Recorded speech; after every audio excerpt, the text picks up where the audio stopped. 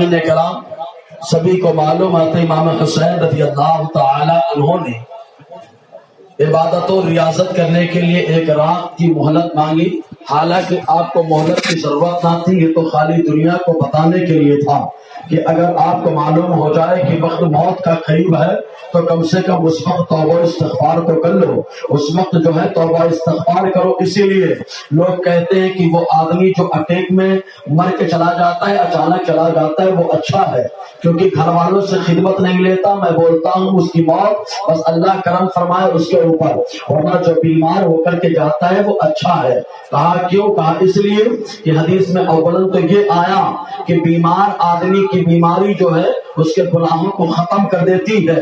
مزید بنا یہ کہ جو آدمی بیمار ہوتا ہے ہر لمحہ توبہ بھی کر لیتا ہے، کلمہ بھی پڑھتا رہتا ہے، اور کلمہ پڑھ کر کے جانا یہ کمال کی بات ہوتی ہے۔ اسی لیے یہاں پر ایک اصلاحی پوائنٹ بھی دینا چاہتا ہوں۔ ہمارے لوگوں میں مشہور ہے کہ اگر کسی کا انتقال ہو جائے تو بولے ایک چمچ پانی پلا دو کام چل جائے گا۔ اگر کسی بہو نے پانی پلانا چاہا، سانس کی روح نکل گئی تو لوگوں میں مشہور ہو جائے گا کہ ساتھ اس کو پسند نہیں کرتی تھی، اس لیے اس کا پانی نہیں پیا، پہلے روح چلی گئی۔ یہ بڑی عجیب و غریب باتیں ہمام میں چلتی ہے۔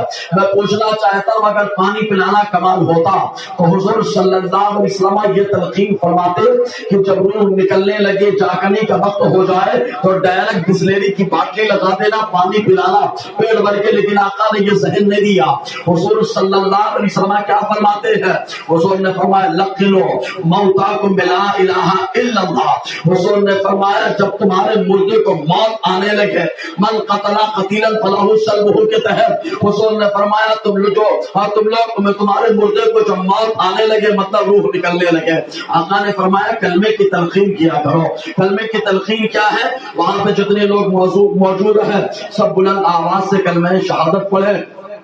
اگر روح نکلنے والے نے کلمہ پڑھ لیا تو کمال ہے، اب وہ چمچ کے پانی کی ضرورت نہیں ہے، اب اس کو حوض کوثر کا جام ملنے والا ہے۔ اس لیے کہ آقا نے فرمایا من قال لا الہ الا اللہ دخل الجنہ، جس کا آخری کلمہ کلمہ طیبہ ہوگا، جس کا آخری کلمہ کلمہ طیبہ ہوگا، اللہ تبارک و تعالیٰ اس کا داخلہ جنت میں فرماتا ہے۔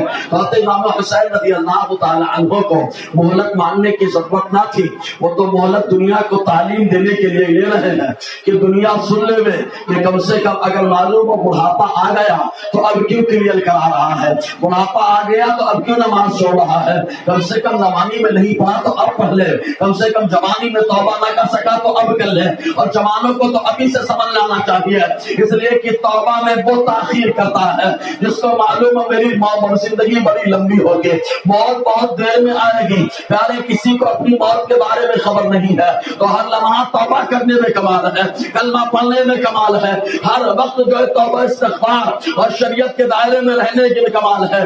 اس لیے کہ آدمی کی روح جس حال میں نکلتی ہے روز محشر وہ اللہ کی بارگاہ میں اسی حالت میں پہنچے گا۔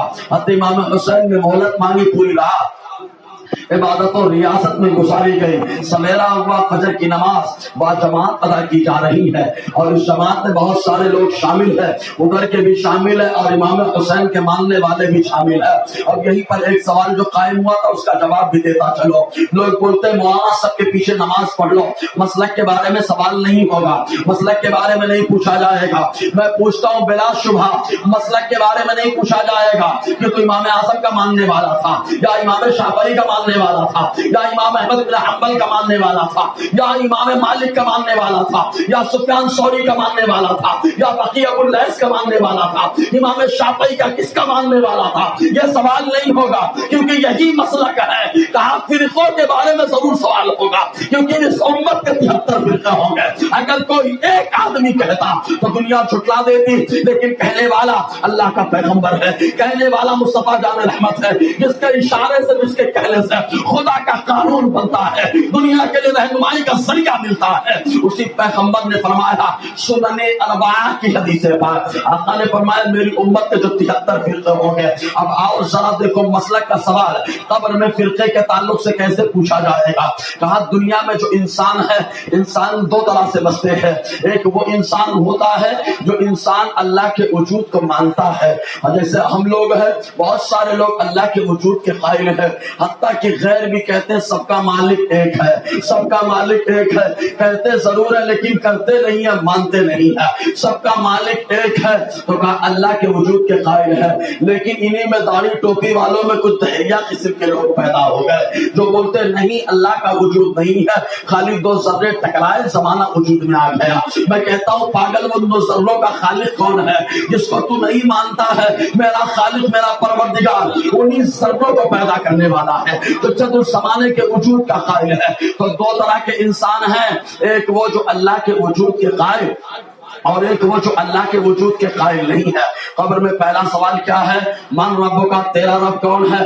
اب دہریہ وہاں پر خاموش ہے کیونکہ خدا کے وجود کا قائل نہیں ہوگا تو وہ یہی تو کہے گا ہاں ہاں لا ادری، میں نہیں جانتا کون ہے۔ اقول ما یقول الناس، ہوٹل پہ جو بکواسیں ہوتی تھی میں وہاں بیٹھ کر سنتا تھا وہی میں بول رہا ہوں، مجھے کچھ نہیں آتا، میں خدا کے بارے میں نہیں جانتا، لیکن جو اللہ کے وجود کا قائل ہے فوراً یہی کہے گا ربی اللہ۔ نقطے کو اگر سمجھ جانا تو امام حسین کے نام پہ مچل ضرور کھانا۔ چنانچہ جو ہے اللہ کے جو وجود کا قائل ہوگا وہ بولے گا ربی اللہ، میرا رب اللہ ہے، میں اللہ کے ماننے والا، میں اللہ کا ماننے والا۔ کہا اللہ کے ماننے والے بہت سارے ہیں، یہودی بھی اللہ کو مانتے ہیں، نصرانی بھی اللہ کو مانتے ہیں، مسلمان تو بھی اللہ کو مانتا ہے۔ فوراً دوسرا سوال آ رہا ہے ما دینوں کا، یہ بتا تیرا دین کیا ہے؟ تو نصرانی اور یہودی خاموش، اور وہ بولیں گے ہاں ہاں لا ادری، میں نہیں جانتا میرا دین کیا ہے، میں تو وہی بکواس کیا کرتا تھا جو ہوٹلوں میں بیٹھ کر کے سنتا تھا۔ لیکن وہاں پہ مسلمان کھڑا ہوگا اور بولے گا دینی الاسلام، میرا دین اسلام ہے، تو فوراً تیسرا سوال آئے گا اسلام میں تو 73 فرقے تھے، اسلام میں یہ بھی تھا، وہابی بھی تھا، رافضی بھی تھا، اسلام میں بہت سارے فرقے تھے، 73 فرقے تھے۔ اب وہاں پہ تیسرا سوال آ رہا ہے ما کنت تقول فی ھذا الرجل، کیا کہتا تھا مرنے سے پہلے اس پیغمبر کے بارے میں؟ معزز طبرانی کا سیغہ ہے، پاس کندی نمت کا سیغہ ہے، یہ نہیں پوچھا جا رہا ہے قبر میں کیا کہنے والا ہے، یہ پوچھا جا رہا ہے قبر میں آنے سے پہلے کیا کہتا تھا۔ تو اب وہاں پہ یہ بولے میں یہ کہتا تھا مر کر مٹی میں مل گئے، اب یہ بولے گا کہ وہاں پر ہم کہتے تھے علم غیب نہیں ہے، اب یہ بولے گا کہ ہم وہاں پہ کہتے تھے حاضر و ناظر نہیں ہے۔ لیکن جب دیوالے سے پوچھا جائے گا تو وہ مچل کر کے کہے گا ارے آقا علیہ السلام کا معاملہ ایسا ہے، جان دے تو وعدے دیدار پر لقد اپنا دام ہو جائے۔ اگر سمجھ میں آیا ہے تو امام حسین کے نام پہ بنتا ہے۔ تو مسلک کا ہی تو سوال ہو رہا ہے، تیسرا سوال ہی مسلک کا ہے۔ تیسرا سوال کس کے ماننے والا ہے کلیئر ہو جائے گا، اس لیے پیارے قبر میں جب کلیئر ہوگا تو دنیا میں کلیئر کر لو، وہاں طے کرنے کی ضرورت نہیں، یہی طے کر لو۔ امام ہمارے پاس گستاخ کی نہ قیادت چلنے والی ہے نہ امامت چلنے والی ہے۔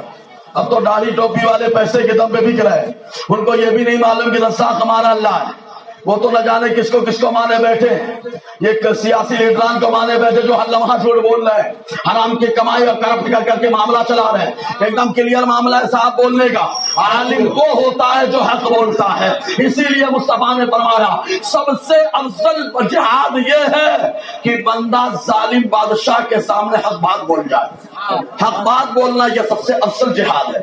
تو حضور صلی اللہ علیہ وسلم نے اس میں ذہن دے دیا۔ حضرت امام حسین رضی اللہ تعالیٰ عنہ نے فجر کی نماز پڑھی اور نماز پڑھنے کے بعد آپ نے پھر ایک خطبہ دیا۔ عاشورہ کا دن ہے، خطبہ ہو رہا ہے۔ عاشورہ کے دن کو خالی اگر کوئی سوچے کہ خالی کربلا سے فضیلت ملی ہے تو ہم کہیں گے نہیں، فضیلت کا ایک سبب واقعہ کربلا بھی ہے، ورنہ عاشورہ کے فضیلت کے اسباب بہت سارے ہیں۔ اس دن ہمارے باپ آدم کی توبہ قبول ہوئی ہے، اس دن اللہ تعالیٰ نے نوح علیہ السلام کی کشتی پہ کرم فرمایا، اس دن اللہ تبارک و تعالیٰ نے حضرت یونس علیہ السلام پہ کرم فرمایا، اس دن بنی اسرائیل کو اللہ نے نجات عطا فرمائی، فرعونیوں کو ڈبا دیا، اللہ تعالیٰ نے بہت سارا کرم کیا۔ تو بہت سارے واقعات ہیں، ان واقعات میں سے ایک واقعہ کربلا بھی ہے۔ حضرت امام حسین رضی اللہ تعالیٰ نے خطبہ دیا، اس خطبے کے اندر آپ نے اپنے فضائل کو بیان فرمایا، اہل بیت کی شان کو اجاگر فرمایا اور اپنے آنے کا مقصد بتایا۔ چنانچہ آپ کی تقریر کا انداز اتنا زبردست تھا کہ یزیدی لشکر بھی متاثر ہو گیا، سب کی آنکھوں سے آنسو بہنے لگے، سب امام حسین کے گرویدہ نظر آ رہے تھے۔ ایسے موقع پر شبر کی جوشن وہ ہمیشہ شرارت کرتا رہا، ساری خواص ریاست کی جوشن تھا، اگر یہ چاہے لیتا معاملہ کلیئر ہوتا، لیکن شہ کسی اور کا ہے، کام کسی اور کا ہے، اور آگے کوئی اور نظر آ رہا ہے۔ شمر جوشن نے وہیں پر چلانا شروع کر دیا، اے حسین یا تو بیعت کرنے کے لیے تیار ہو جاؤ اور یا تو مقابلہ کرنے کے لیے تیار ہو جاؤ۔ امام حسین نے یہی تو فرمایا تھا کہ میں یہاں پر تم سے لڑنے کے لیے نہیں آیا تھا، لوگوں نے عدل و انصاف کے لیے بلایا ہے، عدل و انصاف قائم کرنے کے لیے آیا تھا۔ تو ان لوگوں نے کہا آپ یا تو بیعت کریں یا مقابلہ کرنے کے لیے تیار ہو جائے۔ حضرت امام حسین رضی اللہ تعالیٰ نے فرمایا کہ میں بیعت تو نہیں کر سکتا ہوں، آگے تمہاری مرضی، جو کرنا ہے وہ کر لو۔ حضرت امام حسین خیمے میں تشریف لے گئے۔ ادھر امام حسین کی تبلیغ کا اور آپ کی تقریر کا اثر یہ ہوا کہ وہ عورت جو سب سے پہلے آپ کے پاس آیا تھا، آنے کے بعد اس عورت نے جانتے عمرو بن سعد سے کہا تھا کیا امام حسین سے مقابلہ ہوگا؟ کیا ان کی تینوں باتیں تمہیں منظور نہیں ہیں جو انہوں نے کہا ہے کہ یا تو مجھے جہاں سے میں آیا ہوں واپس بھیج دو، اور یا تو کسی سرحدی مقام پر پہنچا دو کہ میں وہیں پہ زندگی گزاروں، اور یا تو ڈائریکٹ یزید تک میرے معاملے کو مجھے پہنچا دو تاکہ میں یزید سے بیٹھ کر کے معاملہ ڈسکس کر لوں، جس طریقے سے میرے بھائی حسن مصطفیٰ نے حتیٰ میرے معاملے سے معاملہ کلیئر کر لیا تھا۔ تو کیا تم لوگ ماننے کے لیے تیار نہیں ہو؟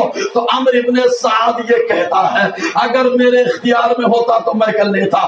میں کہتا ہوں ہر آدمی اپنا اختیار دکھائے، اپنا پاور دکھائے تو بہت کچھ ہو سکتا ہے۔ اس نے کہا یہ تو حکومت کے دباؤ میں کرنا پڑ رہا ہے، لیکن دیکھو یزید نے دباؤ بنایا تھا، دوسرا آدمی کر رہا ہے، قیامت تک پھٹکار اس کے اوپر پڑ رہی ہے۔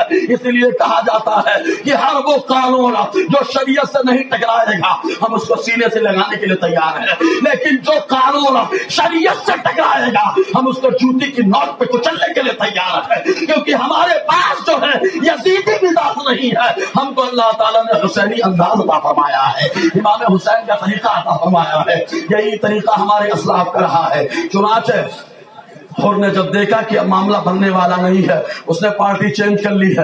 لوگ آج تو پارٹیاں بدلتے کائے کے واسطے کہ کچھ مل جائے گا فائدہ ہو جائے گا، لوگ ماحول بدلتے ہیں تاکہ فائدہ ہو جائے گا۔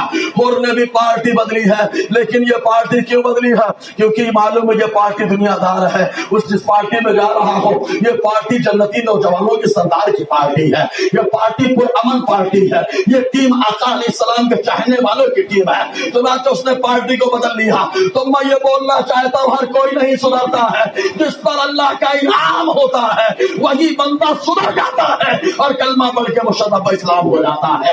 چنانچہ رضی اللہ تعالیٰ عنہ پارٹی کو چینج کیا، امام حسین کے ساتھ آ گئے۔ اب اس کے بعد مقابلہ شروع ہو گیا ہے، پہلے شخصی مقابلہ ہو رہا ہے، ہر کوئی جا رہا ہے مقابلہ کرنے کے لیے امام حسین کی طرف سے مقابلہ کے لیے۔ اگر وہ چاہتے تو اپنا پاور بتاتے، میں نے کل بھی بتایا میرا نبی جب کسی کو بھیجتا ہے تو بڑا پاورفل بنا کر کے بھیجتا ہے۔ غریب نواز کو بھیجا تو پورے بادشاہ کو بادشاہ اور بادشاہت کو ہلا ڈالا، کیونکہ اونٹ کو بیٹھایا کوئی اٹھا نہ پایا۔ جب غریب نواز کو آقا نے بھیجا اتنا پاورفل بنا کر کے بھیجا ہے، تو امام حسین ان کے چاہنے والوں کو کربلا جو بھیجا ہے تو کسی عام آدمی نے نہیں، میرے پیغمبر نے بھیجا ہے۔ اگر ایک حسینی اپنا پاور دکھاتا تو کوئی مقابلے میں ٹک نہیں پاتا، لیکن یہاں تو شہادت کے لیے گئے ہیں۔ کہا شہادت کا کیا بینیفٹ ہے؟ تو کہا مسند الفردوس کی ایک حدیث سن لو، حضور صلی اللہ علیہ وسلم نے فرمایا الموت تحفۃ المومن، جو موت ہوتی ہے یہ موت مومن کے لیے تحفہ ہے۔ کہا کیا تحفہ ہے؟ کہا ابھی تک جلوہ محبوب ملا ہو نہ ملا ہو، لیکن آنکھ بند کرنے کے بعد اللہ تعالیٰ اپنے محبوب کا جلوہ ضرور دکھا دیتا ہے۔ اس لیے موت جو ہے مومنوں کے لیے تحفہ ہے، اور حضور کی زیارت سے بڑا تحفہ کوئی اور تحفہ نہیں ہو سکتا، کیونکہ عام آدمی دیکھتا ہے تو اس کا مقام کچھ اور ہو جاتا ہے۔ آقا علیہ السلام کی زیارت کی کیا بات ہے؟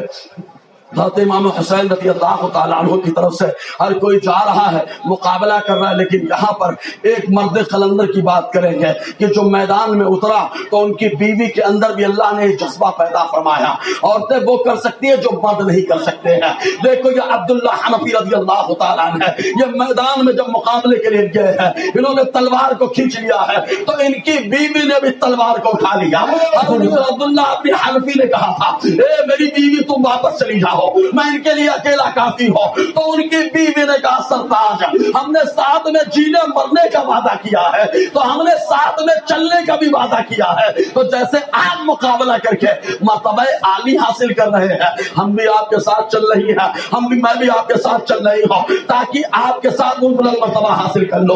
اب یہی پہ ایک آپ کے ذہن کو میں ٹرن دینا چاہتا ہوں پیارے. ذرا دیکھو ہر دور میں مسلم خواتین نے اپنے جذبات کو لوگوں کو دکھایا ہے، اپنے پاور کو دکھایا ہے. عورت مظلوم مسلمان بن جاتی ہے، بڑی حیرانی کی بات وہ بھی غیر کے تابع.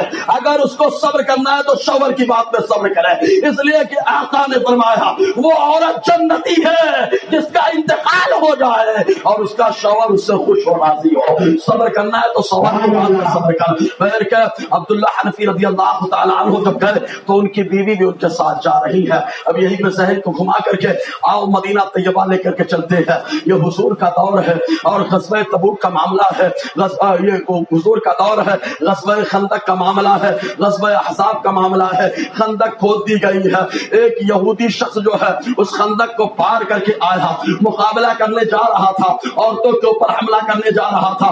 حضرت حسان رضی اللہ تعالیٰ نے دیکھا، اشارہ کیا ایک صحابیہ کو، ان کا نام تھا ام عمارہ، اور کہا اے ام عمارہ یہ ناپاک شخص عورتوں پہ حملہ کرنا چاہتا ہے.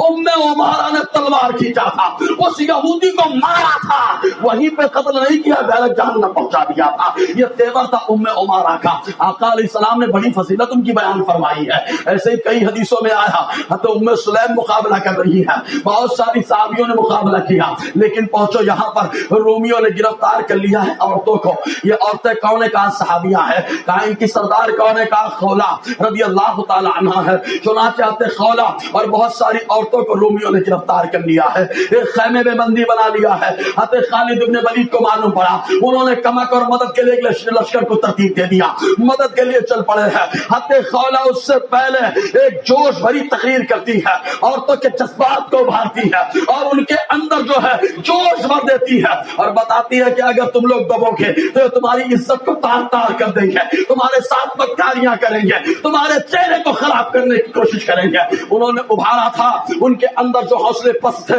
وہ حوصلے بلند ہو گئے. جو تنابیں تھی، خیمے کی جو رسیاں تھیں، انہیں رسیوں سے رومیوں کا مقابلہ ہوا تھا، رومیوں کو دھول چٹایا تھا. صحابیہ نے، تابعیہ نے، ان لوگوں نے مقابلہ کیا. جب دھول اٹھنے لگی ہے، خالد ابن ولید نے دیکھا تھا تو کہا لشکر دیدی میں دوڑاؤ، کہیں ایسا تو نہیں ہے مسلمان عورتوں کی عزت پہ حملہ ہو رہا ہو. وہاں جا کر پہنچتے ہیں تو سجدہ شکر کرتے ہیں، کیوں؟ اس لیے کہ اللہ تعالیٰ نے ان مسلمان عورتوں کو رومیوں پر غلبہ عطا فرما دیا تھا، رومیوں کے فتح عطا فرما دیے. یہ عورتوں کے جذبات ہوا کرتے ہیں. تو عبداللہ حنفی رضی اللہ تعالیٰ عنہ یہ میدان میں ان کی بیوی ان کے ساتھ ہے.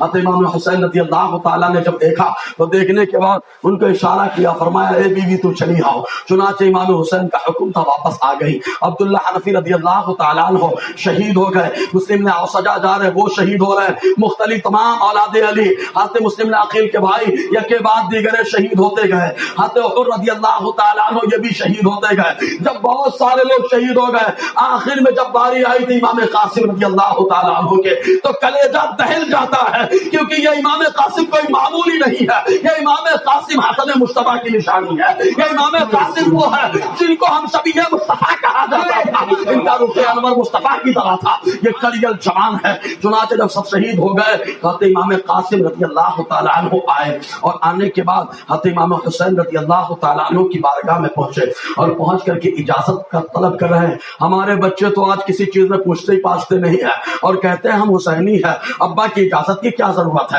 میں خود بالغ ہو گیا، یہ دیکھو یہ بالغ ہے، رن میں جا رہے ہیں تو اجازت لے کے جا رہے ہیں اور دنیا والوں کو بتا رہے ہیں حسینی لوگ اپنے ماں باپ کی فرمان کے مطابق چلتے ہیں. کہا کیوں؟ کہا اس لیے کہ جس کے ماں باپ راضی ہوتے ہیں ان سے ان کا اللہ راضی ہو جاتا ہے، اس لیے ماں باپ کی اجازت شرط ہے. پیارے حضرت امام قاسم رضی اللہ تعالیٰ عنہ کڑیل جوان ہے، اجازت چاہ رہے ہیں امام حسین کی شہزادی امام حضرت سیدہ سکینہ سے رشتہ طے ہو چکا ہے، نکاح کا معاملہ درپیش ہے، اجازت طلب کر رہے ہیں۔ ایسے موقع پہ امام حسین کی آنکھوں میں آنسو، آپ نے آنسو کو صاف کرتے ہوئے ارشاد فرمایا بھتیجے قاسم کیسے جانے کی اجازت دے دوں، تم تو میرے بھائی حسن مجتبی رضی اللہ تعالیٰ عنہ کی نشانی ہو، انہوں نے میرے حوالے کیا، تم امانت ہو ان کی، میں تم کو کیسے رن میں جانے کی اجازت دے دوں، کیسے خون آلود ہونے کی اجازت دے دو، کیسے سر کو کٹانے کی اجازت دے دو، کیسے مقابلے میں جانے کی اجازت دے دو۔ تو اس وقت ایک روایت کے مطابق امام قاسم رضی اللہ تعالی عنہ کے گلے میں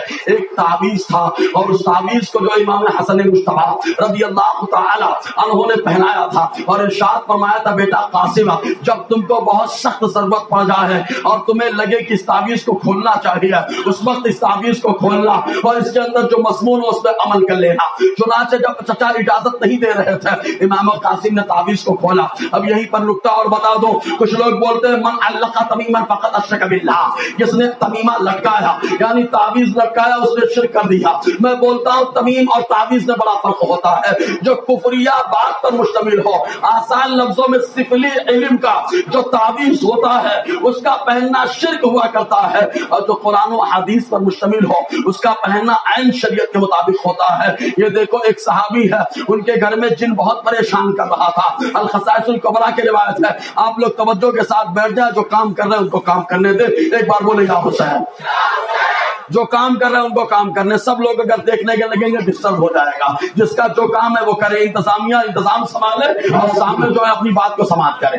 آپ کا کام سننا ہے، انتظامیہ کا کام ہے سنبھالنا، اگر سننے کے موڈ میں تو یا حسین بول دو یار۔ دیکھو یہ حدیث پاک الخصائص الکبریٰ کے اندر ہے، ایک صحابی ہے، ان کے گھر میں جن بہت پریشان کر رہا تھا، انہوں نے آقا علیہ السلام کی بارگاہ میں جا کر کے بتایا، حضور صلی اللہ علیہ وسلم نے کاغذ میں تعویذ لکھا اور تعویذ لکھ کر کے دے دیا، فرمایا تکیہ کے نیچے رکھ لینا، کام ہو جائے گا۔ آقا چاہتے تو کچھ اور کر دیتے لیکن تعویذ لکھ کر کے دے رہے ہیں تاکہ معلوم ہو جائے سنی جو تعویذ لکھتا ہے وہ غلط نہیں ہے، وہ عین آقا کی سنت کے مطابق ہے، اس لیے کہ قرآن و حدیث اس کے اندر لکھتا ہے۔ تو وہ صحابی جو الخصائص الکبریٰ کی روایت ہے لے گئے، تعویذ کو لکھا، لکھنے کے بعد تکیہ کے نیچے رکھ دیا۔ وہی جن جو رات میں پریشان کرتا تھا رات میں آیا، چلنے لگا اور اس کے چلنے کی بو آنے لگے، حضور کو جا کے بتایا تو آقا علیہ السلام نے فرمایا وہ جن جو شرارت کر رہا تھا اس تعویذ کی برکت سے وہ جل چکا ہے، تم کو پریشان نہیں کرے گا، اب تم کو ختم نہیں کرے گا، اب تم کو جو ہے پریشان اور مصیبت میں نہیں ڈالے گا۔ اب یہیں پہ میں آپ کو ذہن دینا چاہتا ہوں، وہاں آقا علیہ السلام نے تعویذ رکھ کر کے جنوں کو چلا دیا تھا، معلوم یہ ہوا کہ ختم کر دیا جنوں کو، تو یہی ذہن مل گیا کہ جو کہ چوچا میں فیضان بڑھ رہا ہے یہ بھی آقا کا فیضان ہے کہ وہاں پر جنوں کو جلایا گیا، یہاں پر بھی جنوں کو جلا دیا جاتا ہے۔ سلام کا فیضان ہے۔ بہر کیف امام قاسم نے تعویذ کو اٹھایا۔ اب تعویذ ایک اور بتا دے، تعویذ ایک تعویذ اور ہے جو امام حضرت ابراہیم علیہ السلام نے اپنے بیٹے اسحاق علیہ السلام کے گلے میں لٹکایا تھا، تفسیر کبیر کے اندر ہے۔ امام فخر الدین رازی نے لکھا، فرمایا کہ گلے میں لٹکایا، اس تعویذ میں کیا تھا معلوم؟ جنتی کرتا تھا، جنت کا کرتا لپیٹ دو ایک دم ذرا سا چھوٹا ہو جائے، تعویذ کی شکل میں گلے میں باندھ دیا۔ حضرت ابراہیم علیہ السلام کا یہ کرتا کب آیا تھا؟ کہ جب حضرت ابراہیم علیہ السلام کو آگ میں ڈالا گیا تو اس وقت اللہ تبارک و تعالیٰ نے جو ہے خوشی اور ان کی حوصلہ افزائی کے لیے جنت سے کرتا بھیجا تھا۔ حضرت ابراہیم علیہ السلام کو جنتی کرتا پہنایا گیا اور اس جنتی کرتے کو آپ نے تعویذ کی شکل میں بدلا اور اپنے بیٹے حضرت اسحاق کے گلے میں ڈالا۔ حضرت اسحاق علیہ السلام کے پاس جب یعقوب علیہ السلام کا معاملہ آیا تو حضرت یعقوب علیہ السلام کو حضرت اسحاق نے دیا، اور جب یعقوب علیہ السلام کے پاس حضرت یوسف علیہ السلام جانے لگے، ان کے بھائی لے کر کے جا رہے تھے تو ان کو شک ہو گیا تھا، کیونکہ معلوم تھا نبی ہے، نبی کو سب معلوم ہوتا ہے، تو معلوم تھا کہ بھائی لوگ دھوکہ دیں گے، اس لیے گلے میں وہی تعویذ لٹکا دیا۔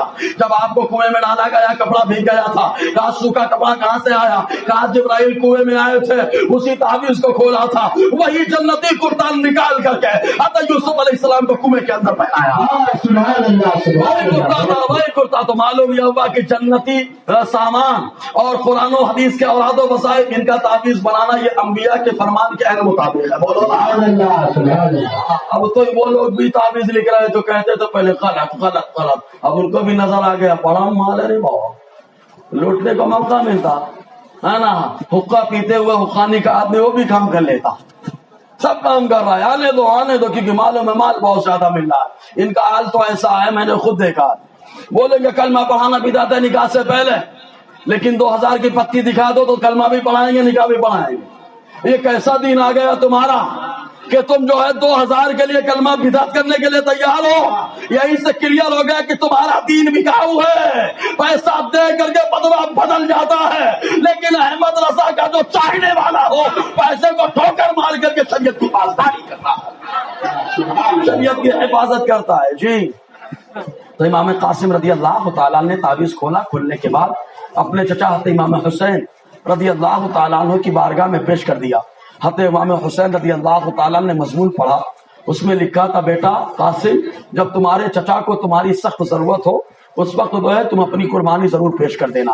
حضرت امام حسین رضی اللہ تعالیٰ نے تعویذ پڑھا، پڑھنے کے بعد اپنے بھتیجوں کو اجازت دے دی، کہا اب میرے بھائی کا حکم ہے لہٰذا تم کو جانے کی اجازت ہے۔ امام قاسم رضی اللہ تعالیٰ عنہ میدان کارزار پہ گئے تو گھوڑے پہ سوار ہے، تلوار ہے، اور تلوار کے ساتھ بدن پر کوئی سرا نہیں، کوئی جیکٹ نہیں ہے لوہے کی، ایک کرتا خالی سادہ سا پہن رکھا تھا۔ چنانچہ جب آپ رن میں پہنچے ہیں تو یزیدیوں کا بیان ایسا لگ رہا تھا جیسے آسمان سے چاند اتر کے آ رہا ہو، اتنے خوبصورت امام قاسم رضی اللہ تعالیٰ عنہ نظر آ رہے تھے۔ چنانچہ امام قاسم پہنچے اور پہنچنے کے بعد پہلے خطبہ دیا، تقریر کیا، اور تقریر کے اندر پھر انہوں نے اتمام حجت کے لیے بار بار تقریر کیوں ہو رہی ہے؟ اس لیے ہو رہی کہ حجت قائم کر دی جائے تاکہ بعد میں یہ لوگ یہ نہ بولے کہ ہم کو معلوم نہیں تھا، جیسے آج کے دور میں خیر مقلد بولتا ہے، بولے یزید تو معلوم نہیں تھا، عبید اللہ ابن زیاد تو معلوم نہیں تھا، یزید تو معلوم ہوتا تو معاملہ حل ہو جاتا۔ ہم کہیں گے تمہارے ابا یزید کو نہیں معلوم تھا، چلو ٹھیک ہے تمہاری بات مان لیں، تو یزید کو قصاص لینا چاہیے تھا۔ شریعت کا حکم بنتا ہے کہ جس کو ظلماً مارا جائے تو اس کا قصاص لیا جائے، تو تمہارا ابا یزید عبید اللہ کو کیوں نہیں مارا؟ شمر کو کیوں نہیں مارا؟ تمہارا باپ جو ہے نا سنان کو کیوں نہیں مارا؟ حرملہ کو کیوں نہیں مارا؟ کیوں نہیں عمرو بن سعد کو سزا دی؟ تو یہیں سے کلیئر ہوگا اس کا قصاص نہ لینا یہ اس بات کی دلیل ہے کہ وہ جانتا تھا اور اس کے اشارے سے ہی مقابلہ ہو رہا ہے۔ سمجھے کہ نہیں؟ اور اگر نہیں جانتا تھا تو دلیلیں پیش کر اس کا جواب دے۔ اور اس کے علاوہ بہت ساری باتیں ہیں، ابھی تو میں نے روایتیں پیش نہیں کی کہ یزید کو معلوم تھا، یزید کو معلوم تھا، سب معلوم تھا، وہ سب جانتا تھا، وہ تو مگرمچھ کے آنسو بہانا بھی جانتا تھا، کیونکہ سیاسی لوگوں کا معاملہ ایسے ہی ہوتا ہے، مگرمچھ کے آنسو بہائے جاتے ہیں اور اندر کھایا جاتا ہے انسانوں کو۔ انسان کو سامنے جو آنسو دکھائے جاتے ہیں تاکہ فیور میں آ جائے، کسی کو اگر اپنے فیور میں لانا ہے تو اپنے آپ کو مظلوم بنا لو، معاملہ کلیئر ہو جائے گا، ہر کوئی دیوانہ ہو جائے گا۔ یہ انسان کا طریقہ ہوتا ہے، یہ انسان کی فطرت میں شامل ہے۔ حضرت امام حسین رضی اللہ تعالیٰ نے امام قاسم کو بھیجا، امام قاسم پہنچنے کے بعد آپ نے جو ہے شاندار خطبہ دیا اپنے فضائل، امام حسین کے فضائل، کوفہ آنے کی وجہ، کربلا پہنچنے کی وجہ پورا بتایا، پوری داستان بتانے کے بعد للکارا، اور جب للکارا فرمایا کہ آپ کون مقابلے کے لیے آنا چاہتا ہے، تو کوئی مقابلے کے لیے تیار نہیں ہے۔ ہمارے یہاں کچھ لوگ کھڑے ہو جاتے ہیں، بولتے اسلام اخلاق سے پھیلا ہے، اخلاق سے پھیلا ہے، کردار سے پھیلا ہے۔ میں کہتا ہوں نہیں پیارے، جہاں اخلاق تھا وہاں اخلاق دکھایا گیا، جہاں آدمی اخلاق سے ماننے والا تھا، کردار سے ماننے والا تھا، وہاں اخلاق دکھایا گیا، اور جہاں لاتوں کا بھوت تھا وہاں تلوار دکھائی گئی۔ کہا کیسے؟ کہا غیر نواز کی زندگی کو دیکھو، غیر نواز آئے 90 لاکھ کو کردار دکھایا تو وہ کلمہ پڑھ کے مشرف اسلام ہو گئے، لیکن ایک نالائق تھا جو اپنی بادشاہت کی اکڑ میں تھا، تو غریب نواز نے اس کو محمود شہاب الدین غوری کے حوالے کر دیا تھا اور بتا دیا جو محبت سے مانتا ہے اس کو اخلاق دکھایا جاتا ہے، اور جو شرارت کرتا ہے اس کو تلوار دکھائی جاتی ہے۔ اگر سمجھ میں آئے تو بولو نا۔ حضور صلی اللہ علیہ وسلم نے بھی یہی طریقہ دکھایا ہے۔ بدر، احد، یمامہ، یرموک، جمل، بہت سارے جنگیں ہوئی، ان کے اندر بھی یہی سب تو بتایا گیا۔ تو یہ بات امام قاسم رضی اللہ تعالیٰ نے للکارا، کسی کے اندر مقابلے میں آنے کی طاقت، آواز بہت کھینچ رہا ہے، کسی کے اندر مقابلے میں آنے کی طاقت نہیں ہے، لیکن جب مقابلے میں کوئی نہیں آ رہا تو آپ نے پھر للکارا۔ تو عمرو ابن سعد نے ایک پہلوان جس کا نام تھا ارزق پہلوان، اس نے کہا تو ہے تیری پہلوانی پر کہ ایک نوجوان بچہ تجھے للکار رہا ہے، پورے لشکر کو للکار رہا ہے، بھوکا بھی ہے، پیاسا بھی ہے، کوئی مقابلے کے لیے جانے کے لیے تیار نہیں، کہا نہیں میں جاؤں گا، میں جاؤں گا بچے کے سامنے تو یہ میری ایگو اور انا کو ٹھیس پہنچے، میرا بیٹا کام کر دے گا، اور جب انا آتا ہے تو بچے ہی مارتے ہیں۔ ابو جہل کے اندر بھی انا آیا تھا، ابو سفیان رضی اللہ تعالیٰ نے کہا تھا بدر میں مت جا، میں آ چکا ہوں مکہ، واپس آ جا۔ تو بولتا ہے جب مرد نکلتے ہیں تو میدان فتح کر کے واپس آتے ہیں۔ اس نے بھی انا دکھایا تھا، جب اس نے انا دکھایا تو اللہ تعالیٰ نے 2 بچوں سے اس کو مروا کر کے جہنم میں بھجوایا۔ کہا کون سے 2 بچے ہیں؟ کہا افرا کے 2 بیٹے، ایک کا نام معوذ ہے، دوسرے کا نام معاذ ہے۔ جب انا کوئی دکھاتا ہے تو اسی انداز میں فنا ہوتا ہے۔ تو امام قاسم رضی اللہ تعالیٰ عنہ کے سامنے ارزق نے اپنے بڑے بیٹے کو بھیجا۔ آیا بڑا بیٹا تلوار لے کر کے طاقت دکھا رہا ہے، ہمارے پاس 22,000 کا لشکر ہے، یہ تھوڑے سے لوگ کیا کر لیں گے؟ آج یہی ہوتا ہے، یہ تھوڑے سے لوگ کیا کر لیں گے؟ اور ہم تھوڑے اتنے ہیں کہ ایک دم تھوڑے ہو جاتے ہیں، ڈھیر ہو جاتے ہیں۔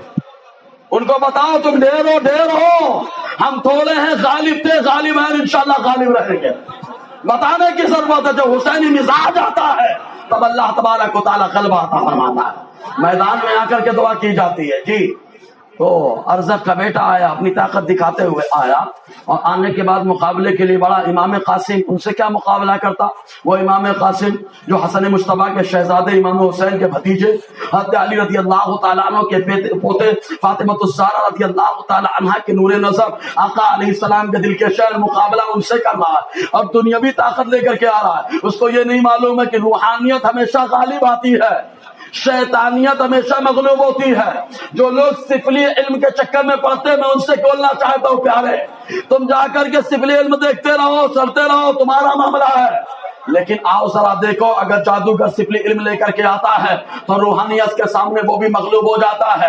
کہا چاش کا وقت ہے، موسیٰ علیہ السلام سے مقابلہ کرنے کے لیے جادوگر آئے تھے، بڑی طاقت دکھا رہے تھے، پاور دکھایا تھا۔ حضرت موسیٰ علیہ السلام نے خالی روحانیت کا ایک جلوہ دکھایا تھا، تو روحانیت ایسی غالب آئی، وہ سفلی علم کرنے والا قدموں میں بھی گر کر کے کلمہ پڑھ کے مشرف اسلام ہوا۔ سبحان اللہ، سبحان اللہ۔ کہ سفلی علم میں بڑا دم ہوتا ہے، میں بولتا ہوں روحانیت ابھی آپ نے دیکھی کہا؟ جہاں روحانیت ہوتی ہے وہاں پہ بہت کچھ کمال نظر آتا ہے، بڑا کمال نظر آتا ہے۔ جی تو امام قاسم رضی اللہ تعالیٰ کے مقابلے میں آیا، آپ کو مقابلہ کر رہا ہے، تلوار بازی ہو رہی ہے۔ تلوار بازی مسلمان تو سیکھنا ہی نہیں چاہتا کہ تلوار کیسے چلائی جاتی ہے، مسلمان تیر اندازی سیکھنا نہیں چاہتا، مسلمان گھڑ سواری سیکھنا نہیں چاہتا، جس کی حضور نے اجازت دی ہے، حضور نے حکم دیا ہے کہ گھڑ سواری کرو، تیر اندازی دیکھو، نیزہ زنی سیکھو، اور تلوار بازی سیکھو، آقا علیہ السلام نے حکم دیا ہے۔ مقابلہ ہوا، اس کو جہنم پہنچایا، کاٹ دیا، جو بڑا بیٹا مارا گیا تو دوسرے کو تیش آ گیا، میرے بھائی کو مار دیا، میں بدلہ لوں گا۔ اس پاگل کو یہ نہیں معلوم ہے بھائی چلا گیا ہے، تو سدھر جا، کیونکہ ہر بھائی تو ساتھ میں جائے ضروری نہیں ہوتا ہے۔ بہت سارے بھائی جنتی ہوتی ہیں، لیکن دوسرا بھائی جنتی ہوتے ہیں، دوسرا بھائی جہنمی ہو جاتا ہے۔ کہا کیسے؟ کانو علیہ السلام کے 3 بیٹے، حام، سام، یافیس جنتی ہے، لیکن کنعان ایمان نہیں لایا، جہنمی ہو گیا، جہنمی ہو گیا۔ وہ دوڑ کر کے آیا میدان میں مقابلے کے لیے، نیزہ لے کر کے آیا کہ نیزے سے ماروں گا، بلم سے ماروں گا، بھالے سے ماروں گا۔ حضرت امام قاسم نے اس کے بھالے کے وار کو بیکار کیا، ایک ہی میں پہنچا دیا، ٹھکانے لگا دیا۔ جب وہ مرا تو دوسرا ایک دم غصے میں آگ بگولا ہو کر کے آیا، آنے کے بعد مقابلہ کر رہا ہے، ایک ہاتھ میں نیزہ، ایک ہاتھ میں تلوار۔ حضرت امام قاسم نے نیزے اور تلوار سے وار کیا، وہیں پہ ڈھیر کر دیا۔ چوتھا بیٹا غصے میں آیا، ہاتھی کی طرح پھپکار رہا تھا، اور مقابلے کے لیے جیسے ہی آیا کھڑا بھی نہیں ہو پایا، امام قاسم نے جہنم پہنچا دیا۔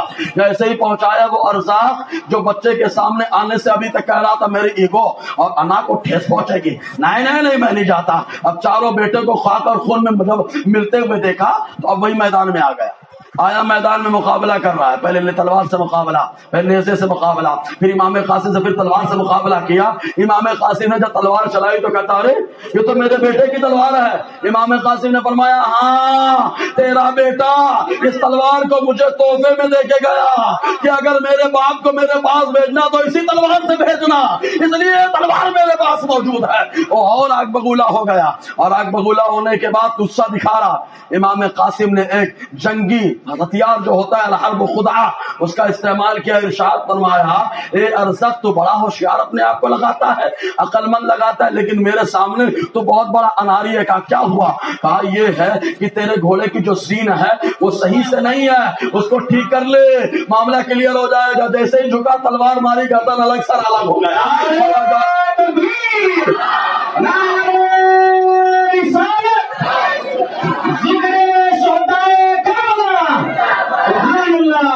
امام قاسم رضی اللہ تعالیٰ نے اس کو جب ڈھیر کر دیا، ڈھیر کرنے کے بعد اب عمر ابن سعد گھبرا گیا کہ ایک پہلوان، اس پہلوان کے 4 بیٹے، 5 لوگ جو ہے مارے جا رہے ہیں، تو گھبرا گیا، کہا ایک مقابلہ کریں گے تو مارے جائیں گے۔ عمر ابن سعد نے کہا تھا اگر یکبارگی ہر طرف سے حملہ کیا جائے گا تو یہ شکست کھا جائیں گے۔ یزیدیوں کا یہی تیور رہا ہے، آج بھی یہی تیور ہے، ہر طریقے سے مسلمان پہ حملہ ہے، کبھی ہجوم تشدد کے ذریعے سے، کبھی اذان کے ذریعے سے، کبھی ٹرپل طلاق کے ذریعے سے، اور کبھی مسجدوں میں پابندی کے ذریعے سے، کبھی شریعت کے قانون کا النگھن کر کے ہر طریقے سے حملہ ہو رہا ہے۔ مسلمان کس کا جواب دے گا؟ لیکن اس کو یہ نہیں معلوم ہے کہ آج بھی احمد رضا کے غلام زندہ ہے جو جواب دینا بھی جانتے ہیں اور جواب مانگنا بھی جانتے ہیں۔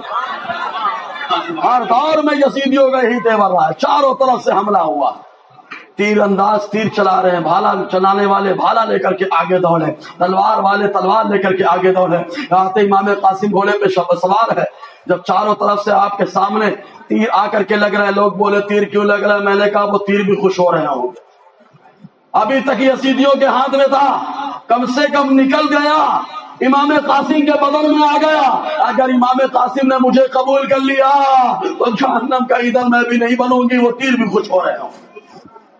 وہ تیر لگے امام قاسم، اگر سے رو کر کے آگے لگ رہے ہیں، امام قاسم کے بدن پہ لگے، آپ گھوڑے سے نیچے آئے، آپ کی ایک زبان سے ایک جملہ نکلتا ہے جو وہابیت کے قلعے کو گرا دیتا ہے۔ کیا جملہ نکلا؟ یا عما ادرکنی، چچا خبر گیری فرمائیے، کا مصیبت کے وقت اللہ کے علاوہ کو پکارنا شرک ہے۔ تو کہا فتویٰ لگا دے امام قاسم پر، کیا وہ مشرک ہو گئے؟ فتویٰ لگا دے کربلا والوں پر، کیا وہ مشرک ہو گئے؟ اگر ایسا معاملہ ہے تو یہ دیکھو حضرت عمر کے زمانے میں بارش نہیں ہو رہی ہے، ایک صحابی آقا علیہ السلام کے روضے میں آئے ہیں اور آنے کے بعد کہتے ہیں، یہ حدیث کا بدایہ والنہایہ کے اندر ہے، آئے اور آنے کے بعد کہا یا رسول اللہ استسق اللہ لامتک فانہم قد ہلکوا، اے اللہ کے نبی بارش نہیں ہو رہی ہے، آپ اللہ سے بارش مانگ دیں اپنی امت کے لیے کیونکہ وہ ہلاک ہو چکی ہے۔ اگر حضور سے مدد مانگنا شرک ہوتا تو یہ صحابی کبھی نہ جاتے، وہ وہاں جا کر کے عرض کر رہے ہیں، گھر میں آ کر کے لیٹ گئے، آقا خواب میں تشریف لائے، ارشاد فرمایا عمر کو میرا سلام کہنا اور کہنا کہ سمجھداری کا مظاہرہ کرنا، اللہ تعالی رحمتوں کا نزول فرمانے والا۔ اگر شرک ہوتا تو حضور خواب میں کبھی تشریف نہیں لاتے۔ لگاؤ وقت مدد، استمداد کے نعرے لگائے جائیں تو یہ فتوے لگائیں، تیرا فتویٰ تجھے چلے گا، اور یہ فتویٰ خالص میرے اوپر نہیں لگے گا، بہت اوپر تک جائے گا، بہت اوپر تک جائے گا، ان کو تجھے مشرک کہنا پڑے گا جن کے جنتی ہونے کی بشارت مصطفیٰ نے دی ہے، جنتی ہونے کی بشارت دی ہے۔ کہا یا عما ادرکنی، چچا خبر گیری فرمائیے، سنیں اگر آج کے دور کا تو ماحول نہیں کہہ سکتا، اس دور میں جب شفقت و محبت شباب میں ہے، امام کا کلیجہ کیسے چھلنی ہوا ہوگا کہ کس انداز میں بھتیجے کی آواز آ رہی ہے۔ حضرت امام حسین رضی اللہ تعالیٰ عنہ دوڑے، دیکھا کہ بھتیجا گھوڑے سے نیچے گر چکا ہے اور خاک و خون میں ایک دم چہرہ گرد آلود ہو چکا ہے، خاک و خون میں لت پت ہے۔ حضرت امام قاسم رضی اللہ تعالیٰ عنہ کے چہرے کو اٹھایا، اٹھانے کے بعد امام حسین نے اپنے گود میں رکھا، چہرے سے دھول صاف کرتے ہوئے اپنے بھتیجے کو تسلی دے رہے ہیں، بھتیجے صبر کر لو، ابھی تک پانی نہیں مل رہا تھا، حوض کوثر کا جام تمہارا انتظار کر رہا ہے، یہاں پہ سپورٹ کوئی نہیں کر رہا تھا، آقا علیہ السلام صحابہ کے ساتھ تمہارا انتظار کر رہے ہیں، تمہارے سپورٹ کے لیے مصطفیٰ جان رحمت انتظار کر رہے ہیں، بھتیجے صبر کر لیجیے، چچا کی تسلی ہو رہی ہے، بھتیجے کو سکون مل رہا ہے، اور راہ جنت کا مسافر جو ہے دنیا سے کوچ کر کے جنت کا سفر کر رہا ہے۔ حضرت امام قاسم رضی اللہ تعالیٰ عنہ نے دنیا کو چھوڑ دیا، داعیہ اجل کو لبیک کہا اور جنت کے سفر پہ روانہ ہو گئے۔ امام قاسم رضی اللہ تعالیٰ عنہ کے لاش مبارک کو اٹھا کر امام حسین خیمے کے پاس رکھا ہے، جیسے ہی رکھا عباس علمبردار آ گئے، کہا بھائی مجھے اب بچوں کا بلکنا اور ان کا رونا دیکھا نہیں چاہتا، اب مجھے اجازت دیجیے میں پانی لے کر کے آؤں گا، اب مجھے اجازت دیجیے پانی لے کر کے آؤں گا۔ میں یہیں پر ایک بات اور بتا دوں، اگر امام حسین چاہتے پاؤں مارتے اللہ تعالیٰ زمزم کی طرح پانی پیدا فرماتا، اللہ تعالیٰ کرم فرماتا۔ اگر امام حسین چاہتے، جب حضور نے بھیجا غریب نواز کو، غریب نواز نے انا کا ساگر کو بلا لیا ہے، جب حضور کے بھیجنے والا اتنا، حضور نے جس کو بھیجا اتنا پاور پاورفل ہوتا ہے. امام حسین کو بھی حضور نے بھیجا ہے. اگر وہ چاہتے تو دجلہ کو بلا لیتے, لیکن امتحان پورا نہیں ہوتا. اس لیے آپ نے اپنے بھائی عباس علمبردار کو سمجھایا, بھائی اگر تم جاؤ گے تو میرا جھنڈا کون اٹھائے گا؟ اور یاد رکھو جھنڈے پہ فتوے یہ وہابی خیر مقلد شروع سے لگا رہا ہے. جھنڈا لگانا بدعت ہے, جھنڈا لگانا بدعت. ہم کہتے ہیں پیارے سنو, بخاری شریف کی حدیث پاک ہے, خوشی کے موقع پہ جھنڈا لگانا حضور کی سنت ہے. بولو نا, خوشی کے موقع پہ جھنڈا لگانا حضور کی سنت. کہا کیسے معلوم ہوا؟ کہا یہ دیکھو مکہ فتح ہوا, آقا علیہ السلام نے حکم دیا مکے میں ایک جگہ جس کا نام ہے مقام حجور. آقا نے فرمایا میرا جھنڈا مقام حجور میں لگایا جائے. کہا جھنڈا کیوں لگوا رہے؟ تو فضول ہے, فضول ہے. تو میرے نبی ثواب دیں گے. تجھے فضول نظر آتا ہے, یہ تو میں نے فتح حاصل کی ہے, اس فتح کی خوشی میں جھنڈا لگایا جا رہا ہے.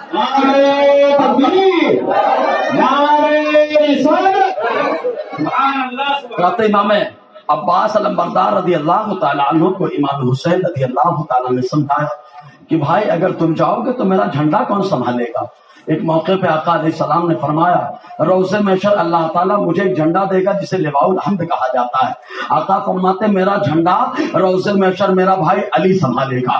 ایک موقع پر آقا علیہ السلام نے اپنا جھنڈا ابو بکر کو دیا ہے. مختلف صحابہ کو آقا نے دنیا میں اپنا جھنڈا دیا ہے. بہرکہ تو جھنڈا حضور کے دور سے چل رہا ہے. اب اگر کوئی جھنڈا لگانے کو بدعت بتائے تو جھنڈے سے جھنڈا ہٹا کے ڈنڈے کی ضرورت ہوتی ہے. ایسا آدمی دلیلوں سے جو ہے اس کو سمجھ میں نہیں آتا ہے, اس آدمی کو لات کی ضرورت ہوتی ہے. حضرت عباس علمبردار رضی اللہ تعالیٰ عنہ کو امام حسین نے سمجھایا, لیکن عباس علمبردار نے اصرار کیا کہ بھائی بچے بہت پیاسے ہیں, پانی کی ضرورت ہے, اگر آپ مجھے اجازت دیں میں پانی لے کر کے آ جاؤں. حضرت امام حسین نے سمجھایا, نہیں مانے, اصرار کرتے رہے.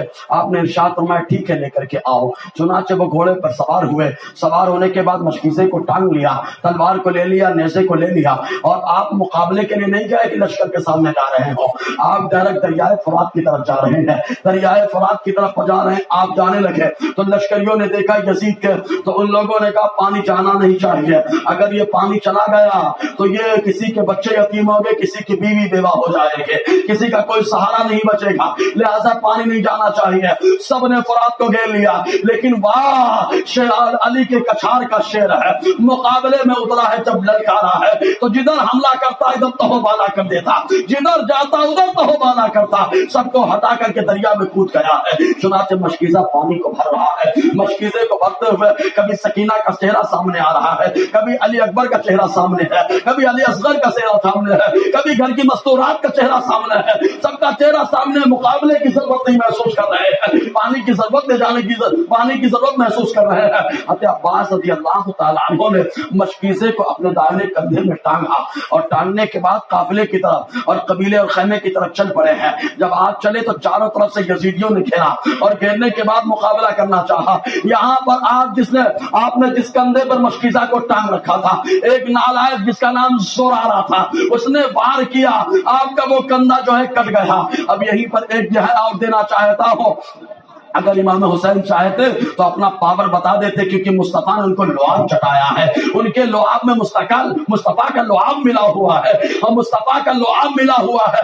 آپ دیکھیں جب مصطفیٰ کا لعاب کتنا پیارا ہوتا ہے. حضرت معاذ رضی اللہ تعالیٰ عنہ نے جب مارا تھا ابو جہل کو, تو گھیر کر کے کفار نے ان کے ہاتھ کو کاٹ دیا تھا. ہاتھ لٹک رہا تھا, پاؤں سے ڈالا, تو ڈالا اور بغل میں دبا کے حضور کے پاس پہنچ گئے. آقا علیہ السلام کے پاس پہنچے, حضور صلی اللہ علیہ وسلم نے صاف کیا, لعاب نکالا, ہاتھ میں لگایا, کندھے میں لگایا, جوڑ دیا. اور ایسا جوڑا تھا کہ دنیا کا ڈاکٹر جوڑتا ہے تو نشان باقی رہتا ہے, اور جب اللہ تبارک و تعالیٰ کی بارگاہ کا ڈاکٹر ہمارا نبی جوڑتا ہے تو درد بھی ختم ہوتا ہے, نشان بھی ختم ہو جاتا ہے.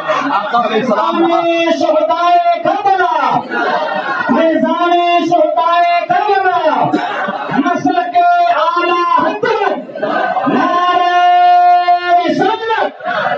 اگر امام حسین چاہتے تو وہاں اپنا پاور دکھاتے. یہی نہیں آتے, سلمہ ابن اکوع رضی اللہ تعالیٰ عنہ کا پاؤں ٹوٹا تھا, پاؤں ٹوٹ گیا, امامے سے باندھ لیا, آقا کی بارگاہ میں پہنچ گئے. हुजूर ने उनके पाँव में लुआब लगा के चिपका दिया, निशान बाकी था। लोगों ने कहा ये निशान कैसा निशाना है? कहा एक मौके पे मैंने गुस्ताख को जहन्नम पहुंचाया था, बड़ा तफसीली मामला है। तो कहा जहन्नम पहुंचाया तो उसके लोगों ने मुझे दौड़ाया, मैं सीढ़ी से नीचे कूद गया, पाँव टूट गया। आका के पास पहुंच गए, लगवाते लगवाते उसमें इमामा बांध रखा था। मुस्तफा ने इमामा खुलवाया, खून को साफ किया, लुआब लगा के चिपका दिया। जब से मेरा पाँव जरा भी दर्द महसूस नहीं करता। अगर चाहते इमाम हुसैन तो पावर दिखा देते। अब्बास अलमबरदार का हाथ जो है कट गया है, आपने मशकीजा जो है दूसरे हाथ में टांग लिया। इस पर भी एक नालायक जिसको सिनान कहा जाता है उसने वार किया है, जिसकी वजह से यह हाथ भी कट गया। चुनाचे आपने मशकीजे को दांत से दबा लिया है, आप लेकर के चले हैं। आमिर इब्न साद ने ऐलान कर दिया कि चारों तरफ से तीर चलाए जाए, तीर चलेंगे तो ही मशकीजा छलनी होगा, पानी नीचे बह जाएगा और हम जीत जाएंगे, मामला खत्म हो जाएगा। चुनाचे तीर चलाए गए, मशकीजा छलनी हो गया, पानी गिरने लगा। लेकिन मशकीजे के साथ साथ अब्बास अलमबरदार के बदन का बोसा भी तीर ले रहा है, आपके जख्मों को भी चूर कर रहा है। चुनाचे आप घोड़े से नीचे आ गए, आपकी जबान पे एक ही कलमा था, आपने कहा था या अखा अतरिकनी, ए भाई खबरगिरी फरमाई है, ए भाई खबरगिरी फरमाई है। आपकी जबान से कलमा सुन करके मेरे हुसैन रज़ी अल्लाह तआला हो, मेरा इमाम जो बड़ी मनमोहनी सूरत लेकर के करबला में आया था, बड़ा दिलकश मंजर बना करके करबला में आया था, बड़े अच्छे सूरत और तसव्वुरात और ख्यालात को लेकर के करबला की सरजमीन पर आया था। यहाँ दर्द का सामना है। मेरे हुसैन तो राहत देने के लिए आए थे, मेरे हुसैन तो आराम देने के लिए आए थे, मेरे हुसैन तो अदल का निजाम कायम करने के लिए आए थे। यहाँ तो जुल्म से सामना हो रहा है, यहाँ नाइंसाफी से सामना हो रहा है, लेकिन मेरा हुसैन उन नाइंसाफियों और जुल्म का सामना भी इंसाफ से कर रहा है, राहत से कर रहा है, अदल और सब्र से कर रहा है। सब्र से बड़ा कोई हथियार नहीं है मोमिन के पास। आका अलैहिस्सलाम ने हदीस में फरमाया है, सुना कहते इमाम हुसैन रज़ी अल्लाह तआला अन्हु अब्बास अलमबरदार के पास पहुंचने के बाद वही मामला है। अब्बास अलमबरदार का चेहरा खून आलूद है और पूरा बदन खून से नहाया हुआ है। इमाम हुसैन ने उठाया, गोदी में रखा, चेहरा साफ करना शुरू कर दिया, तसल्ली देने लगे। अगर आदमी जख्मी हो जाता है तो दर्द होता है, लेकिन वाह शहीद तेरा मकाम क्या है? अगर तू शहीद होता है तो दर्द का एहसास नहीं होता। कहा जो शहीद होता है वो मरने से पहले जन्नत को देख लेता है, शहीद दुनिया ही में जन्नत की खुशबू पा लेता है, इसलिए उसको दर्द नहीं होता है। कहा क्यों? कहा जैसे औरतों ने उंगलियां काटी थी खूबसूरत यूसुफ को देख करके, उनको दर्द का एहसास नहीं हुआ। तो कहा जन्नत की खूबसूरती को देख करके शहीद शहादत को पा लेता है और अल्लाह ताला दर्द के एहसास को खत्म फरमा देता है। अब्बास रज़ी अल्लाह तआला अन्हु के दर्द का एहसास खत्म हो गया। भाई तसल्ली दे रहे, तसल्ली के आलम में है और इसी आलम में आंखों को बंद कर लिया, और आंखों को जब बंद करते हैं तब भी दीदार आका का जलवा मिलता है। चुनाचे राह आखिरत और राह जन्नत का मुसाफिर दुनिया को कूच करके दाई अजल को लब्बैक कहते हुए जन्नत के सफर पे निकल चुका है। जन्नत का सफर बड़ा आसान सफर है शहीद के लिए, क्योंकि खून जमीन पे गिरने नहीं पाता, अल्लाह ताला जन्नत में ठिकाना अता फरमा देता है। अब्बास अलमबरदार रज़ी अल्लाह तआला अन्हु जन्नत पहुंच रहे हैं। इसके बाद इमाम हुसैन ने उनको गोद में उठाया, गोद में उठाने के बाद ले गए खैमे के अंदर, और खैमे में आपके लाशे को रखा है। अभी भतीजे कासिम का लाश भी रखा हुआ है, और भतीजे कासिम का लाशा भी रखा हुआ है। भाई अब्बास का लाशा भी ला करके वहीं पर रख दिया है। इतने में बेटा क्या बड़ा बेटा आ गया है जिनको दुनिया अली अकबर कहती है, और आने के बाद कहा बाबा अब मुझे जाने की इजाजत दे दो। होता क्या है, लोग दूसरे के बच्चों को मुकाबले में तो भेजते हैं, लेकिन अपने बेटों को नहीं भेजते हैं। कहीं ऐसा ना हो कि मेरा लख्ते जिगर शहीद ना हो जाए, मेरा लख्ते जिगर मर ना जाए, मेरे लख्ते जिगर को कैद में न डाल दिया जाए, मेरे लख्ते जिगर के साथ ये ना हो जाए। इमाम हुसैन ने बताया था इंसाफ इंसाफ होता है, जो मामला अपने बेटे के साथ करना रवा होता है वही मामला दूसरे के बेटे के साथ करना रवा होता है। एक शरई मसला बताता चलो, यहाँ पर मदरसे के उस्ताद भी है, हाथ जोड़ करके उनकी बारगाह में भी अरीजा है। ये मसला है, मसला ये है कि अगर मदरसे के बच्चे को हम उतना ही मार सकते हैं जितना हम अपने बेटे को मार सकते हैं, जितना अपने बच्चे को मार सकते हैं उतनी सजा उस बच्चे को भी दे सकते हैं। कहा क्यों? कहा ये तुम्हारा जिस्मानी बेटा है, मदरसे का शागिर्द तुम्हारा रूहानी बेटा है, दोनों के साथ एक नजर से काम करना पड़ेगा। चुनाचे हाथ इमाम कासिम, हाथ अली अकबर रज़ी अल्लाह तआला अन्हु, इमाम हुसैन रज़ी अल्लाह ताला अन्हु की बारगाह में पहुंचे और पहुंचने के बाद कहा बाबा हुजूर मुझे रन में जाने की इजाजत दे। इमाम हुसैन ने देखा, कहा बेटा देखो सारे साथी शहीद हो चुके हैं, रिश्तेदार खिशो अकारीब शहीद हो चुके हैं, तुम्हारा भाई कासिम में खून में निढाल होकर के शहीद हो गया, मेरा भाई अब्बास भी शहीद हो चुका है, बेटा किस मुंह से तुम्हें जाने की इजाजत दे दो। तो इमाम अली असगर रज़ी अल्लाह अकबर ने यही तो कहा था, अब्बा हुजूर दुनिया को ताना देने का मौका मिल जाएगा कि दुनिया कहेगी जब दूसरों की बारी थे तो हुसैन इजाजत दे रहे थे, जब बेटे की बारी आई तो इजाजत देने के लिए तैयार नहीं है। इसलिए इंसाफ कायम हो जाए, दुनिया को मालूम हो जाए कि हुसैन खानदान में भी इंसाफ करता है, हुसैन घर के बच्चों में भी इंसाफ करता है, हुसैन हर जगह इंसाफ करता है, इसलिए रन में जाने की इजाजत दे दे। हज़रत इमाम हज़रत अली असगर अली अकबर रज़ी अल्लाह ताला ने जब जिद की, हज़रत इमाम हुसैन ने अपने बेटे को अपने हाथ से तैयार किया, इमामा पहनाया और जो है तलवार टांगा, नेज़े मियान में डाल करके और नेज़ा दिया और देने के बाद बड़ी मोहब्बत के साथ घोड़े पे सवार कर दिया और अल्लाह की अमान में देकर के रवाना कर दिया है। अली असगर ने अब्बा से इजाजत ली है, अम्मा से इजाजत ली है। सोचो माँ के दिल पे क्या गुजर रही होगी, जिसका नौजवान कड़ियल बच्चा जो बड़े अरमानों से पाला गया है, जो बड़े अरमान और तमन्नाओं और आरज़ुओं का जो है शहसवार बना हुआ है, वही बच्चा बनने जा रहा है और खून का और जो है अपनी जान और मौत की बाजी अपनी जान की बाजी लगाने के लिए जा रहा है। माँ के दिल पे क्या गुजर रही होगी। लेकिन मैं कहता हूँ वो माएँ भी हमारी माओ की तरह नहीं है, जिन माओ का कलेजा भी सर्द हो चुका होता है, जो माएँ खाली अपने बेटे को देखती है। ये वो माएँ है जिन्होंने बच्चे को इसलिए पैदा किया है कि अगर जरूरत पड़ जाए तो इस्लाम की हिफाजत के लिए बच्चों की कुर्बानियां पेश की जाएंगे। मालूम है यहीं पे चलो कश्मीर की धरती पर वहां पर एक मस्जिद है, वो मस्जिद लाल चौक की मस्जिद है, उस मस्जिद की अजान का मामला दरपेश था। अंग्रेजों ने कहा था अजान नहीं देने देंगे, उन लोगों ने भी कहा हम अजान कहेंगे। चुनाचे एक अजान कहने के लिए एक दो नहीं 21 आदमियों ने शहादत का जाम नोच किया है। अल्लाह अकबर की सदा है, गोली चल रही है, अल्लाह अकबर की सदा है, गोली चल रही है, एक एक आदमी शहीद हो रहा है, लेकिन अजान छोड़ के नहीं भाग रहा है। और उन्होंने बता दिया हम हुसैनी मिजाज रखते हैं, तुम गोलियां चलाओ, हम अजान के कलिमात बुलंद करते रहे। आप देखो वहां इतना जुल्म होता है, इतनी ज्यादती होती है, लेकिन उन नौजवानों को कभी फर्क नहीं पड़ता, क्योंकि बचपन से माएं दर्स देती हैं बेटा शरीयत की हिफाजत करना, दीनदार बन करके रहना। बेवाएं ज्यादा है लेकिन अरमान छोटे नहीं है शरीयत के ताल्लुक से। वही अरमान है कि मेरा बेटा अगर कुर्बान होगा तो शरीयत के नाम पे कुर्बान होगा। आज देखें हर तरफ परेशानी, लेकिन दो स्टेट में बड़ी खुशहाली रहती है। कहाँ कश्मीर, कहाँ केरल। कहा वजह क्या है? कहा कश्मीर और केरल के लोग ये औरादो वज़ाइफ बहुत करते हैं, खत्म खाजगान, खत्म कादरिया और तोशा अब्दुल हक और अलग अलग तोशा कादरिया अलग अलग करते हैं वो लोग। और यहाँ केरल में खूब औरादो वज़ाइफ, शाम में मगरिब के वक्त बैठते हैं, फजर में दुरूद की महफिल खत्म होती है। हमारे यहाँ तो दुआ अगर खाली 5 मिनट हो जाए, इमाम साहब को समझता क्या, मुझे जॉब पे जाने का है, वो 5 मिनट की लंबी दुआ कर दी है। लेकिन आप गौर करो वो लोग भी आपसे ज्यादा पढ़े लिखे हैं, केरल के लोग भी काफी मालूमात रखते हैं, लेकिन रात में बैठते हैं तो वो औरादो वज़ाइफ के पाबंद लोग सवेरे तक तिलावत कर रहे हैं, सवेरे तक दुरूद का एहतमाम कर रहे हैं। क्यों? क्योंकि मालूम है कारोबार होता रहेगा, लेकिन जिसके सदक़े में अल्लाह रोज़ियां अता फरमाता है वो हमारी मेहनत नहीं है, ये सरकारों की बारगाह में खिराज अक़ीदत पेश करना। समझे ना? हमारे यहाँ तो 10 दिन मुहर्रम में आ गए, उसके बाद ऐसे गैब होते पूछो मत रे बाबा। अगर इसी पब्लिक को कहा जाए मस्जिद में क्यों नहीं बैठ पाते आप लोग, बोले नहीं हजरत मस्जिद में नहीं जमता। अरे आज आशूरा का दिन, आज तो कम से कम मस्जिद में बैठ जाते, इतना ताम झाम तो नहीं करना पड़ता। लेकिन नहीं, हम नहीं बैठेंगे मस्जिद के अंदर। क्यों? मुसलमान नहीं हो? मस्जिद जहन्नम है क्या? तो कहा मस्जिद जहन्नम नहीं है।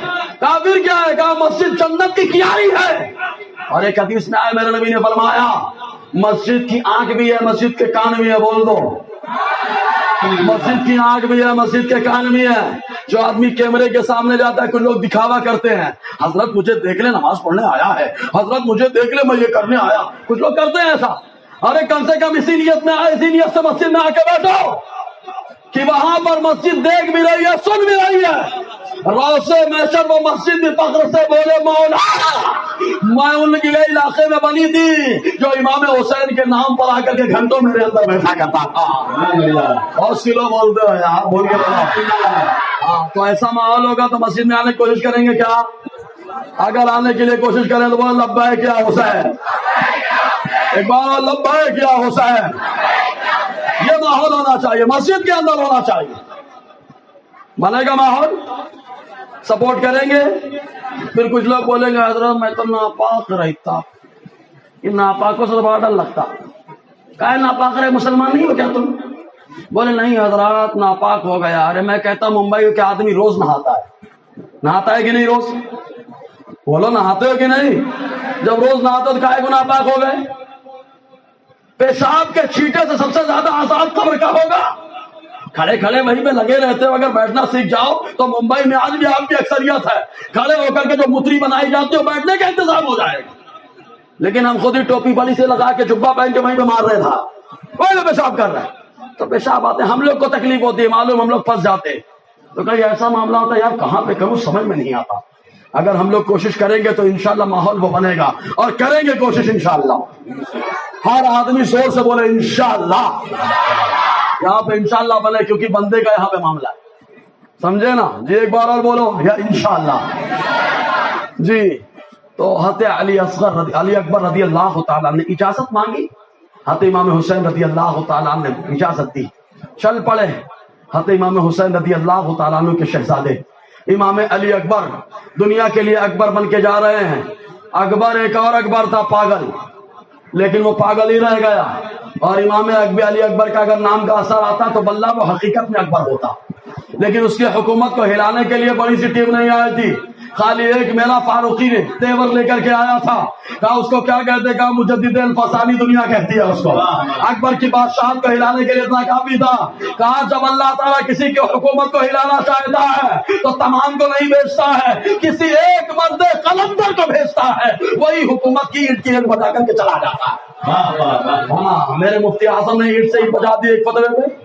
تم کیا سوچتے ہو ہماری تعداد یہ ہو جائے گی تو ہم یہ کر لیں گے, متحد ہو جاؤ وہ کر لیں گے, لیکن جب میرا رب چاہے گا تو مچھر جیسوں سے بھی کام لے لے گا. بہت سلو ہے یار. ہاں اس لیے شریعت کی پابندی کرو, ایمان کی طاقت ہونی چاہیے. امام علی اکبر رضی اللہ تعالیٰ عنہ میدان میں پہنچے. پہنچنے کے بعد رجز کے کلمات پڑھے. رجز اپنے بارے میں کچھ کلمات ہوتے ہیں اشعار کی صورت میں, ان کو پڑھا اور بتایا کہ میرا نام علی ہے, میں حسن حسین کا بیٹا, حسین علی رضی اللہ تعالیٰ عنہ کے بیٹے, اور ہم لوگ اہل بیت ہیں, ہم حضور کے سب سے زیادہ قریبی ہیں. چنانچہ آپ نے رجزیہ کلمات پڑھے, اشعار پڑھے, ادغام مجد کے لیے خطبہ دیا.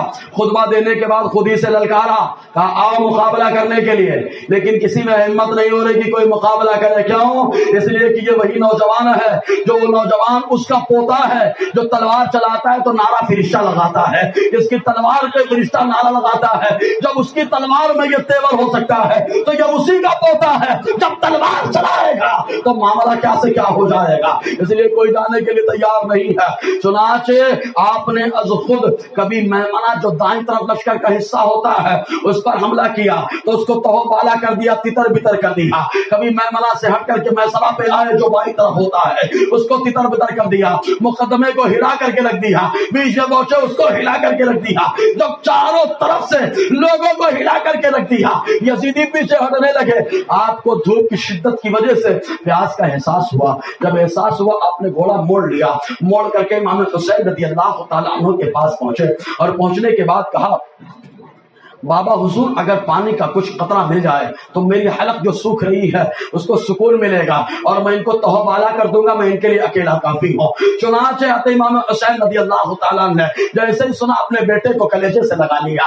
گلے سے لگانے کے بعد تسلی دینا شروع کر دی ہے, بیٹا گھبرانے کی ضرورت نہیں ہے, اب یہ پانی ہمارے لیے اچھا نہ رہا, ہمارے لیے تو حوض کوثر کا پانی انتظار کر رہا ہے, نہر حیات کا پانی انتظار کر رہا ہے, کوثر و سلسبیل کا پانی انتظار کر رہا ہے. یہاں کا پانی انسان بھی جائے گا, وہاں کا پانی خیر بشر مصطفیٰ جان رحمت میں عطا فرمائیں گے. بیٹا صبر کر لو. حضرت امام حسین رضی اللہ تعالیٰ عنہ کے صبر کی تلقین کے کلمات کو سن کر کے امام علی اکبر رضی اللہ تعالیٰ عنہ پھر گھوڑے پر سوار ہوئے, اور سوار ہونے کے بعد آپ پھر چل پڑے میدان کارزار کی طرف. میدان کارزار میں پہنچے, پھر للکارا ہے, کوئی آنے کے لیے مقابلے کے لیے تیار نہیں ہو رہا ہے.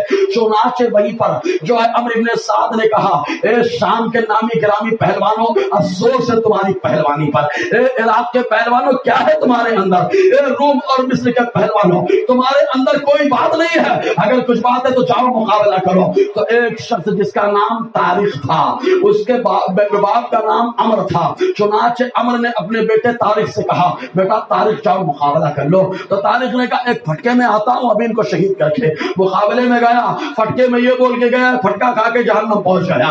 جب بیٹا مرا تو عمر جو ہے طارق کا باپ جو تھا, جس کا نام جس کا نام عمر تھا, عمر جو طارق کا باپ, وہ میدان میں آیا. میدان میں جب مقابلہ کرنے کے لیے آگے بڑھا, حضرت امام علی اکبر رضی اللہ تعالیٰ عنہ نے اس کو بھی خاک و خون میں جو ہے پھٹاتا ہوا چھوڑ دیا, اور نیچے گرا, ڈھیر ہو گیا. جب وہ ڈھیر ہوا, عمرو بن سعد سمجھ گیا اگر اکیلے مقابلہ کریں گے تو ان ہاشمی شیروں کا مقابلہ کرنا بڑا مشکل ہوگا, بہت دشوار مرحلہ ہوگا. اس لیے اکیلے مقابلہ نہیں ہوگا, جھنڈ بنا کر کے مقابلہ کیا جائے. ارے ہجومی تشدد کرنے والوں, جھنڈ بنا کر کے مقابلہ کرتے ہو, یہ بھی یزیدیوں کا اندازہ ہے. اگر دم ہو تو ہاشمی شیروں کے غلاموں سے تنہائی میں مقابلہ کرو, تب یہ بتائیں گے مرد ہوتا کون ہے, ہم مردانگی ہوتی کیا ہے. جھنڈ بنا کر کے گیدڑ آ کر کے حملہ کرتا ہے, شیر اکیلے حملہ کرتا ہے. شیر ہمیشہ اکیلے حملہ کرتا ہے, شیر کی ایک دھار کافی ہوتی ہے. نہیں یقین آتا ہے تو میسور کے شیر سے پوچھ لو. ارے بہت سلو ہے یار. اور میسور کا شیر جس نے ہمارے سر کو ہمیشہ کے لیے اٹھا دیا, بلند کر دیا جس نے, اور بتا دیا یہ ذلت و رسوائی والی زندگی تم کو مبارک. شیر ہوں میں, شیر کی ایک دن کی زندگی گیدڑ کی 1000 سالہ زندگی سے بہتر ہے. ہم لوگ جو زندگی گزار رہے ہیں گیدڑوں کی زندگی ہے, وہ شیر میسور شیروں والی زندگی جی رہے تھے. بہت سلو ہے آپ. ان کو دیکھو اپنے لوگوں کے لیے کیا کیا بنا رہے ہیں, ہم لوگ اپنے کے کچھ نہیں بنا پا رہے, مسجد بھی نہیں بنا پا رہے ان کے نام سے, ان کے نام سے مدرسہ بھی نہیں چلا پا رہے. اب تو وبا چل پڑی ہے, چندہ دے رہا ہوں تو میرے ابا کے نام پہ مدرسہ ہو, چندہ دے رہا ہوں تو مسجد میری اماں کے نام سے ہو. ابے چندہ دو, ابا کے نام سے اصالہ ثواب کرو, مسجد کا نام بزرگوں کے نام پہ دے دو, تاکہ نام پڑھتے ہی معلوم ہو جائے مصطفیٰ والوں کی مسجد ہے, امام حسین والوں کی مسجد ہے, نام سے کلیئر ہو جائے. لیکن ابا اماں کے نام پہ مسجد کی وبا چل پڑی ہے, ابا کے نام پہ ہونی چاہیے, اماں کے نام پہ ہونی چاہیے. یہ معاملہ چل پڑا ہے جی. حضرت علی اکبر رضی اللہ تعالیٰ سے چاروں طرف سے حملہ, چاروں طرف سے تیر, نیزے, بھالے, تلوار سے حملہ کیا گیا. امام علی اکبر رضی اللہ تعالیٰ عنہ نیزے سے, گھوڑے سے نیچے آئے اور آ کر کے زمین دوز ہوئے لیٹ گئے, اور آواز لگائی, یا ابتا ادرکنی, ابا حضور خبر گیری فرمائیے. جیسے ہی آپ نے آواز لگائی, امام حسین رضی اللہ تعالیٰ عنہ جو خیمے میں تھے وہ دوڑتے ہوئے آئے, اور اپنے شہزادے کو خاک اور خون میں چہرہ گردآلود دیکھ کر کے آپ کے چہرے سے ایک سردہار آہ نکلی. یہ آہ کیا تھی؟ میرا رب جانتا ہے, میرا مصطفیٰ جانتا ہے. خود حدیث پاک میں ہے ترمذی کے اندر, ماں ام سلمہ فرماتی ہے جس دن یہ جنگ ہو رہی تھی کربلا میں, امام حسین اکیلے نہیں تھے, میرا نبی بھی موجود تھا. وہاں سے مٹیاں چبا کر کے آقا علیہ السلام ماں ام سلمہ کے خواب میں آئے تھے. چہرے پر مٹی تھی, داڑھی پر مٹی ہے, بال پر مٹی ہے. ماں ام سلمہ نے عرض کیا, حضور یہ کیا معاملہ ہے آپ کا؟ آقا علیہ السلام نے فرمایا, اے ام سلمہ, شہید تو قتل حسین حنیفہ, ابھی حسین کو کربلا میں شہید کیا گیا, میں کربلا میں موجود تھا, ابھی تمہارے پاس مدینے میں آ گیا.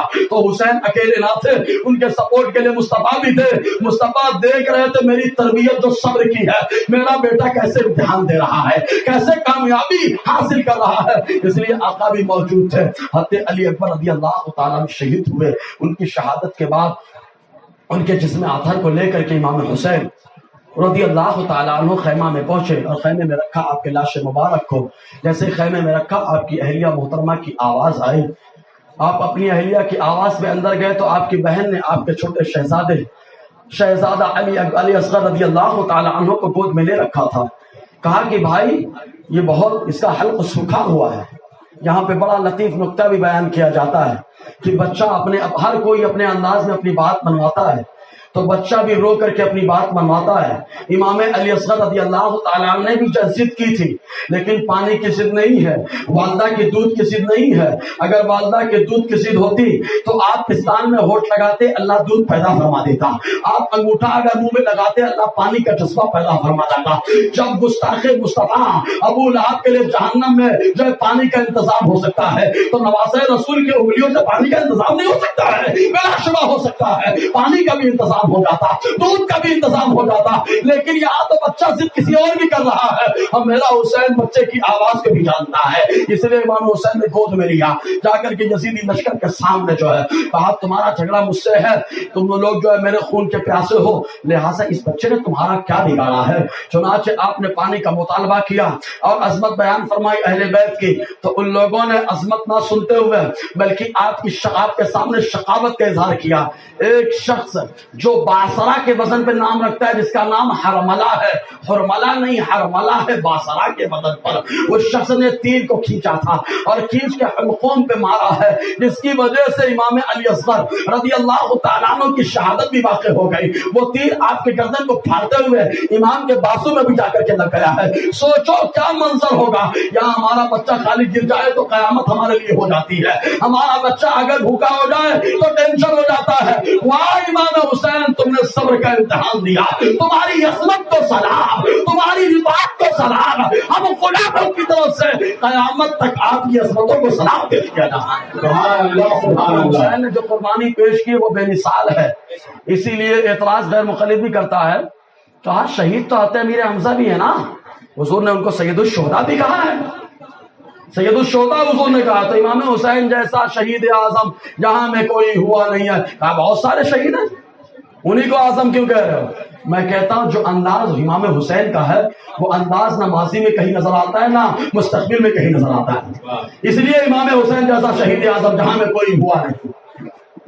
یہ امام حسین رضی اللہ تعالیٰ عنہ کا تیور تھا. اب سب شہید ہو گئے، سب کی لاشیں رکھی ہوئی ہیں، چادر اڑا دی گئی ہے.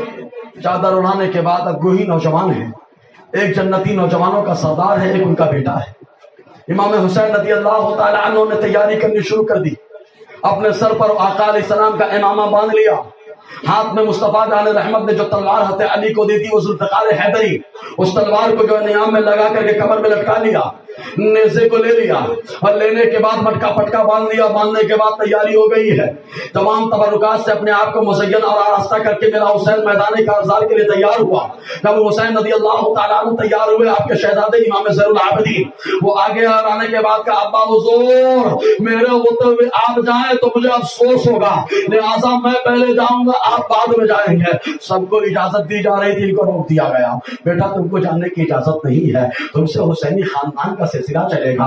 بیٹا تم اپنی بہن اور اپنی ماں اور اپنے گھر کی خواتین کے ذمہ دار رہو گے، کیونکہ عورت کے لیے اکیلے نکلنا یہ شرعاً جائز نہیں ہے. اگر عورت شرعی اعتبار سے مسافر بنے گی تو یا تو کسی محرم کے ساتھ چلے گی اور یا تو شوہر کے ساتھ چلے گی. آج یہ یو پی کے بلانگ کرنے والے لوگ اپنی گھر کی عورتوں کو بلاتے ہیں، کسی کے ساتھ بھی بلا لیتے ہیں، کسی کے ساتھ بھی بھیج دیتے ہیں. شریعت کا مسئلہ کیا ہے؟ سنو پیارے، آقا علیہ السلام نے فرمایا عورت یا تو محرم کے ساتھ سفر کرے گی، محرم جس سے نکاح کرنا حرام ہو، ذو رحم محرم ایسا خون کا رشتہ دار جس سے نکاح کرنا حرام ہو، عورت اس کے ساتھ سفر کرے گی یا شوہر کے ساتھ سفر کرے گی. یہ آقا نے فرمایا ہے. ورنہ اگر منمانی کرتے ہوئے کسی کے ساتھ بھی چل جائے، یہ کزن ہے اس کے ساتھ چلے جانا، یہ ماموں کا لڑکا ہے اس کے ساتھ چلے جانا، یہ وہ ہے اس کے ساتھ چلے جانا. شریعت میں نہیں چلے گا ایسا. اگر چلے گی عورت تو ہر قدم پر ہوگی لعنت، رحمت نہیں ملے گی. اس لیے کاروبار میں برکت نہیں ہے. اس لیے شریعت کا انداز اپناؤ. اگر عورت کو لانا ہے، آپ کی ماں ہے تو خود جائیے یا اپنے والد یا اپنے بھائی کو بھیجیے. آپ کی بیوی ہے خود جائیے یا اپنے سالے سے بولیے پہنچائیے یا سسر سے بولیے پہنچائیے. اس لیے کہ شریعت نے کسی اور کے ساتھ اجازت نہیں دی ہے سفر کرنے کی. اب تو ہمارے یہاں اتنی خطرناک بات چل پڑی ہے کہ لوگ عورتیں حج کرنے کے لیے بھی اکیلے چل رہی ہیں. کہا یہ میرا دیور ہے، میں میرے دیور کے ساتھ کر کے آ جاؤں گی. نہیں چلے گا، شریعت میں نہیں چلے گا. جانا ہے تو شوہر کے ساتھ جا. یا ذو رحم محرم کے ساتھ جا. کربلا میں اتنا امتحان، اتنی مصیبتوں کا سامنا کرنے کے باوجود امام حسین نے شریعت کا دامن نہیں چھوڑا. فرمایا بیٹا، اے علی اوساط، اے امام زین العابدین، بیٹا تم اپنے گھر کی خواتین کے لیے، مستورات کے لیے ذو رحم محرم ہو. اپنی بہنوں کو تم سنبھالنا، اپنی پھوپھی کو تم سنبھالنا، اپنی ماں کو تم سنبھالنا. تمہارے علاوہ کون سہارا بنے گا، کون ولی بنے گا؟ چنانچہ امام زین العابدین رضی اللہ تعالیٰ عنہ، وہ بھی تو شریعت کی پاسداری کا ذہن دے رہے ہیں نا، تو وہ رک گئے. ان کو روکا گیا، آنکھوں سے آنسو بہ رہے ہیں. ابا حضور میدان کارزار میں جانے کے لیے تیار.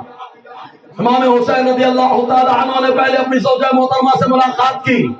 کیا زوجہ ہے، کیا بیوی ہے آپ. آج ہمارے گھر کی عورتیں ہم کو تو اجازت بھی نہیں دے سکتی، مت جانا وہاں پہ یہ ہو جائے گا، مت جانا وہ ہو جائے گا. معلوم ہے شہادت ملے گی، پھر بھی آنکھوں میں آنسو ہے. میرے سرطان روضے محشر جب اللہ مجھے بلائے گا تو مجھے شہید اعظم کی بیوی کہا جائے گا.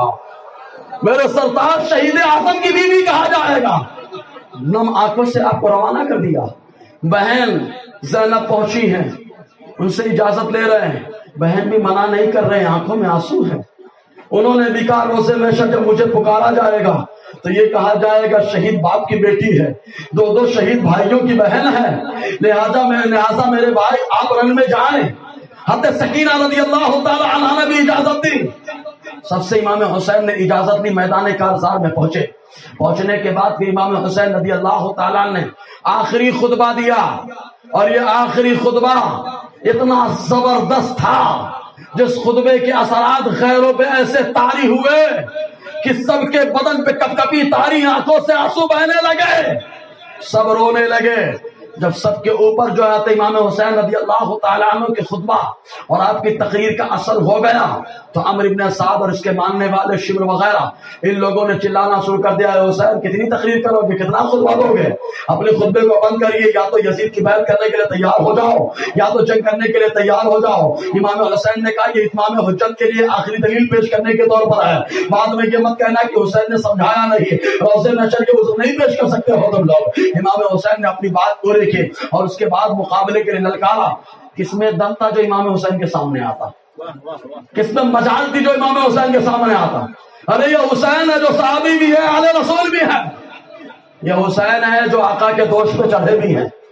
یہ حسین ہے جو مصطفیٰ کی پشت عمر پہ بیٹھے بھی ہیں. ارے جب غریب نواز کی کھڑاؤں ٹھوک پیٹ کے رکھ دیتی ہے، بولو نا، غریب نواز کی کھڑاؤں جو قدموں میں آئی وہ ٹھوک پی کیا ہو، غریب نواز کی کھڑاؤں نے ٹھوک پیٹ کر کے رکھ دیا، سدھار کر کے رکھ دیا. جو پاؤں کو چومے تو یہ مقام حاصل کرے تو سوچے وہ حسین جو جس کے پشت انور، جس کے جو آقا کے پشت انور میں سوار ہو، جس کی بہت پیشانی کا مصطفیٰ بوسہ دے. ارے یار وہ تلوار کو اشارہ کرتے، تلوار ہی سب کو کاٹ کے رکھ دیتی. اس کی مجال تھی جو آپ کے سامنے آتا، اور دلیل ساتھ میں چل رہی ہے. کس کی مجال تھی جو آپ کے سامنے آتا؟ یہ تو خالی صبر کا امتحان تھا، تربیت کا امتحان تھا. امام حسین رضی اللہ تعالیٰ عنہ نے لکھا کوئی نہیں آیا. ایک شخص جس کا نام تھا یزید ابتحی، یہ تمیم نام کا شخص پہلے آیا، بڑا پہلوان تھا، شام کا رہنے والا، بہت زبردست بلڈر، صحت وغیرہ میں آیا مقابلہ کرنے کے لیے تلوار لے کر کے. امام حسین کے سامنے کیا کسی نے بھی تیری طرح تربیت کی ہو؟ یہاں تربیت حسین کی آقا علیہ السلام نے کی ہے، حضرت علی نے کی، حضرت فاطمہ نے کی ہے، دیگر ازواج مطہرات نے بنایا ہے، سنوارا ہے، اہل بیت کے دیگر لوگوں نے آپ کو بنایا ہے، سنوارا ہے. کس کی مجال تھی؟ آیا تمیم نام کا پہلوان مقابلے کے لیے، ایک ہی بار میں ٹھکانے لگا دیا. پھر دوسرا شخص آگے بڑھا جس کا نام تھا یزید ابتحی، وہ آگے آیا، اس کو بھی ایک ہی بار میں ٹھکانے لگایا. امام حسین نے کئی پہلوانوں کو ٹھکانے لگا دیا. جب کئی پہلوان مر گئے تو اس کے بعد ایک شخص تھا جس کا نام تھا بدر ابن سہیل. اس نے کہا ارے عمرو ابن سعد کیسے انالیوں کو مقابلے میں بھیج رہے ہو، رہنے دو ان کو، میرے 5 بیٹے ہیں، ایک ایک کر کے مقابلے میں بھیجوں گا، کام تمام ہو جائے گا ان کا. کہا ٹھیک ہے 5 کو بھیجو. بڑا جا رہا ہے، ایک ہی بار میں ڈھیر، دوسرا ڈھیر، تیسرا ڈھیر، چوتھا ڈھیر، 5واں ڈھیر. بدر کو ٹینشن ہو گیا، اس نے کہا 5 بیٹے پہلوان تھے، اس نے مار دیا. ان کو کیا معلوم تھا جب مصطفیٰ مارتے تو جہنم میں گرتا ہے، مصطفیٰ کا نواسا مارتا ہے تو کہاں پہنچتا ہے. امام حسین کے مقابلے میں بدر گیا، بڑے نامی گرامی پہلوان آئے، امام حسین رضی اللہ تعالیٰ عنہ نے سب کو ٹھکانے لگا دیا، سب کو ٹھکانے لگایا۔ کئی پہلوان آئے، روم کے پہلوان، مصر کے پہلوان، شام کے پہلوان، عراق کے پہلوان مقابلے کے آ رہے۔ جب لوگوں کے لاشوں کے ڈھیر لگ گئے، امام حسین رضی اللہ تعالیٰ عنہ نے خون کے وہاں پہ نالیاں بہا دی۔ تب ایسے موقع پر عمرو بن سعد نے کہا کہ ایسے کام نہیں چلے گا، اگر ایسے مقابلہ کریں گے تو سب مارے جائیں گے، کوئی نہیں بچے گا، کیونکہ امام حسین آج جو تلوار چلا رہے ہیں ذوالفقار حیدری ہے۔ اس تلوار کو مصطفیٰ نے استعمال کیا ہے، مرتضیٰ نے استعمال کیا ہے، اب نواسا استعمال کر رہا ہے، بیٹا استعمال کر رہا ہے، جنتی نوجوانوں کا سردار استعمال کر رہا ہے۔ ایسے کام نہیں چلے گا، مقابلہ کرنا ہے تو اقبال کی مقابلہ کرنا پڑے گا۔ گیدڑوں نے پھر جھنڈ بنا لیا، شیر کو چاروں طرف سے گھیر لیا، اور گھیرنے کے بعد چاروں طرف سے امام حسین رضی اللہ تعالیٰ عنہ کے اوپر تیروں کی بارش ہو رہی ہے، اور تیر بھی معمولی نہیں ہے، زہر آلود ہے۔ امام حسین رضی اللہ تعالیٰ عنہ کے بدن پر تیروں کی بارش ہو رہی ہے، تو امام حسین گھوڑے سے اطمینان کے ساتھ اترے۔ جب آپ اترے تھے تو آپ کے بدن پر 1 2 نہیں 72 زخم موجود تھے۔ اگر ہمارے بدن پر ایک زخم ہوتا، ایک زخم ہو جائے تو حالت خراب ہو جائے۔ 72 زخم بے نشان مل رہا ہے، 72 گروہ ہوں گے اسلام کے جو اسلام پہ زخم لگائیں گے، ایک ہوگا جو زخم کھانے کے باوجود مصطفیٰ کی غلامی کا حق ادا کرتا ہے۔ 72 زخم جو ہے 72 کی طرف اشارہ کر رہے ہیں، اور امام حسین ایک فرقہ ناجیہ کی طرف اشارہ کر رہے ہیں۔ 72 زخم کھا کر میرا حسین نیچے اترا۔ امام حسین رضی اللہ تعالیٰ عنہ نیچے اترے۔ آج بڑے بابا لوگ امام حسینی میں حسینی دیکھنا، ایک ٹائم کی بھی نماز نہیں پڑھتے، نالائق، نماز معاف کرا لیے، پاگل کے اوپر نماز ہی نہیں ہے، یہ پاگل ہو گیا ہے، پاگل بندی کی بات کر رہا ہے۔ پھر بولتا اچھا ایک چیز اور، بولے میں شریعت والا، میں طریقت والا۔ مولوی صاحب تم شریعت والے، ابے پاگل فتاوا رضویہ پڑھ، معاملہ کلیئر ہو جائے گا۔ اگر سمجھنے کے موڈ میں ہو تو ایک بار بول دو لبیک یا حسین۔ دو چار سطروں میں جملہ نہیں بولوں گا، 2 سطروں میں بات سمجھا دوں گا۔ آقا علیہ السلام کی زندگی کے 4 حصے ہیں، جیسے پورا پچھم اتر دکن ہے، ویسے حضور کی زندگی کے 4 حصے ہیں۔ حضور کا بولنا، حضور کا کرنا، حضور کی حالت اور آقا علیہ السلام کی 4 زندگی کا پہلو۔ حضور نے کہہ دیا شریعت بن گئے، حضور نے کر دیا طریقت بن گئے، اور کرتے کرتے جو کیفیت ہو گئی اسی کیفیت کا نام جو ہے طریقت ہے۔ اور مصطفیٰ جان رحمت نے جو کرم فرمایا علوم کے تعلق سے، جو معلومات دی ہے، اسی کو معرفت کہا جاتا ہے۔ کبھی انشاءاللہ حقیقت شریعت معرفت پہ جب گفتگو بھی ہوتا بتائیں گے تو بابا لوگ بولتے نماز کی ضرورت نہیں۔ دیکھو میرا حسین زخمی ہے پھر بھی نیچے اتر رہا ہے، اترا نیچے۔ میرے حسین رضی اللہ تعالیٰ عنہ نے سجدے میں سر رکھا، ایک پیشانی پہ تیر لگا تھا، زہر آلود تیر تھا، خون بہ رہا ہے، پھر بھی سجدے میں ہے۔ حضرت امام حسین سجدے میں ہے۔ ایک نالائق جس کو سنان کہا جاتا ہے، حضرت امام حسین رضی اللہ تعالیٰ عنہ کے جسم ابر میں نیزہ مارتا ہے، جو نیزہ پیٹ سے لگتا ہے، پیٹ سے نکلتا ہے، آپ کے بدن کو چھل نہیں کر رہا۔ یہ وہی جسم ہے جس کو مصطفیٰ نے کبھی بوسا لیا ہے، آقا علیہ السلام نے گود میں اٹھایا ہے، بڑے ارمانوں سے مصطفیٰ نے پالا تھا۔ حضرت فاطمہ سے فرمایا تھا فاطمہ حسن حسین کو رونے مت دینا، جب یہ روتے ہیں تو تمہارا بابا رونے لگتا ہے۔ امام حسین رضی اللہ تعالیٰ کے تعلق سے آقا نے فرمایا فاطمہ رونے مت دینا، ان کے رونے سے تمہارا بابا رونے لگتا ہے۔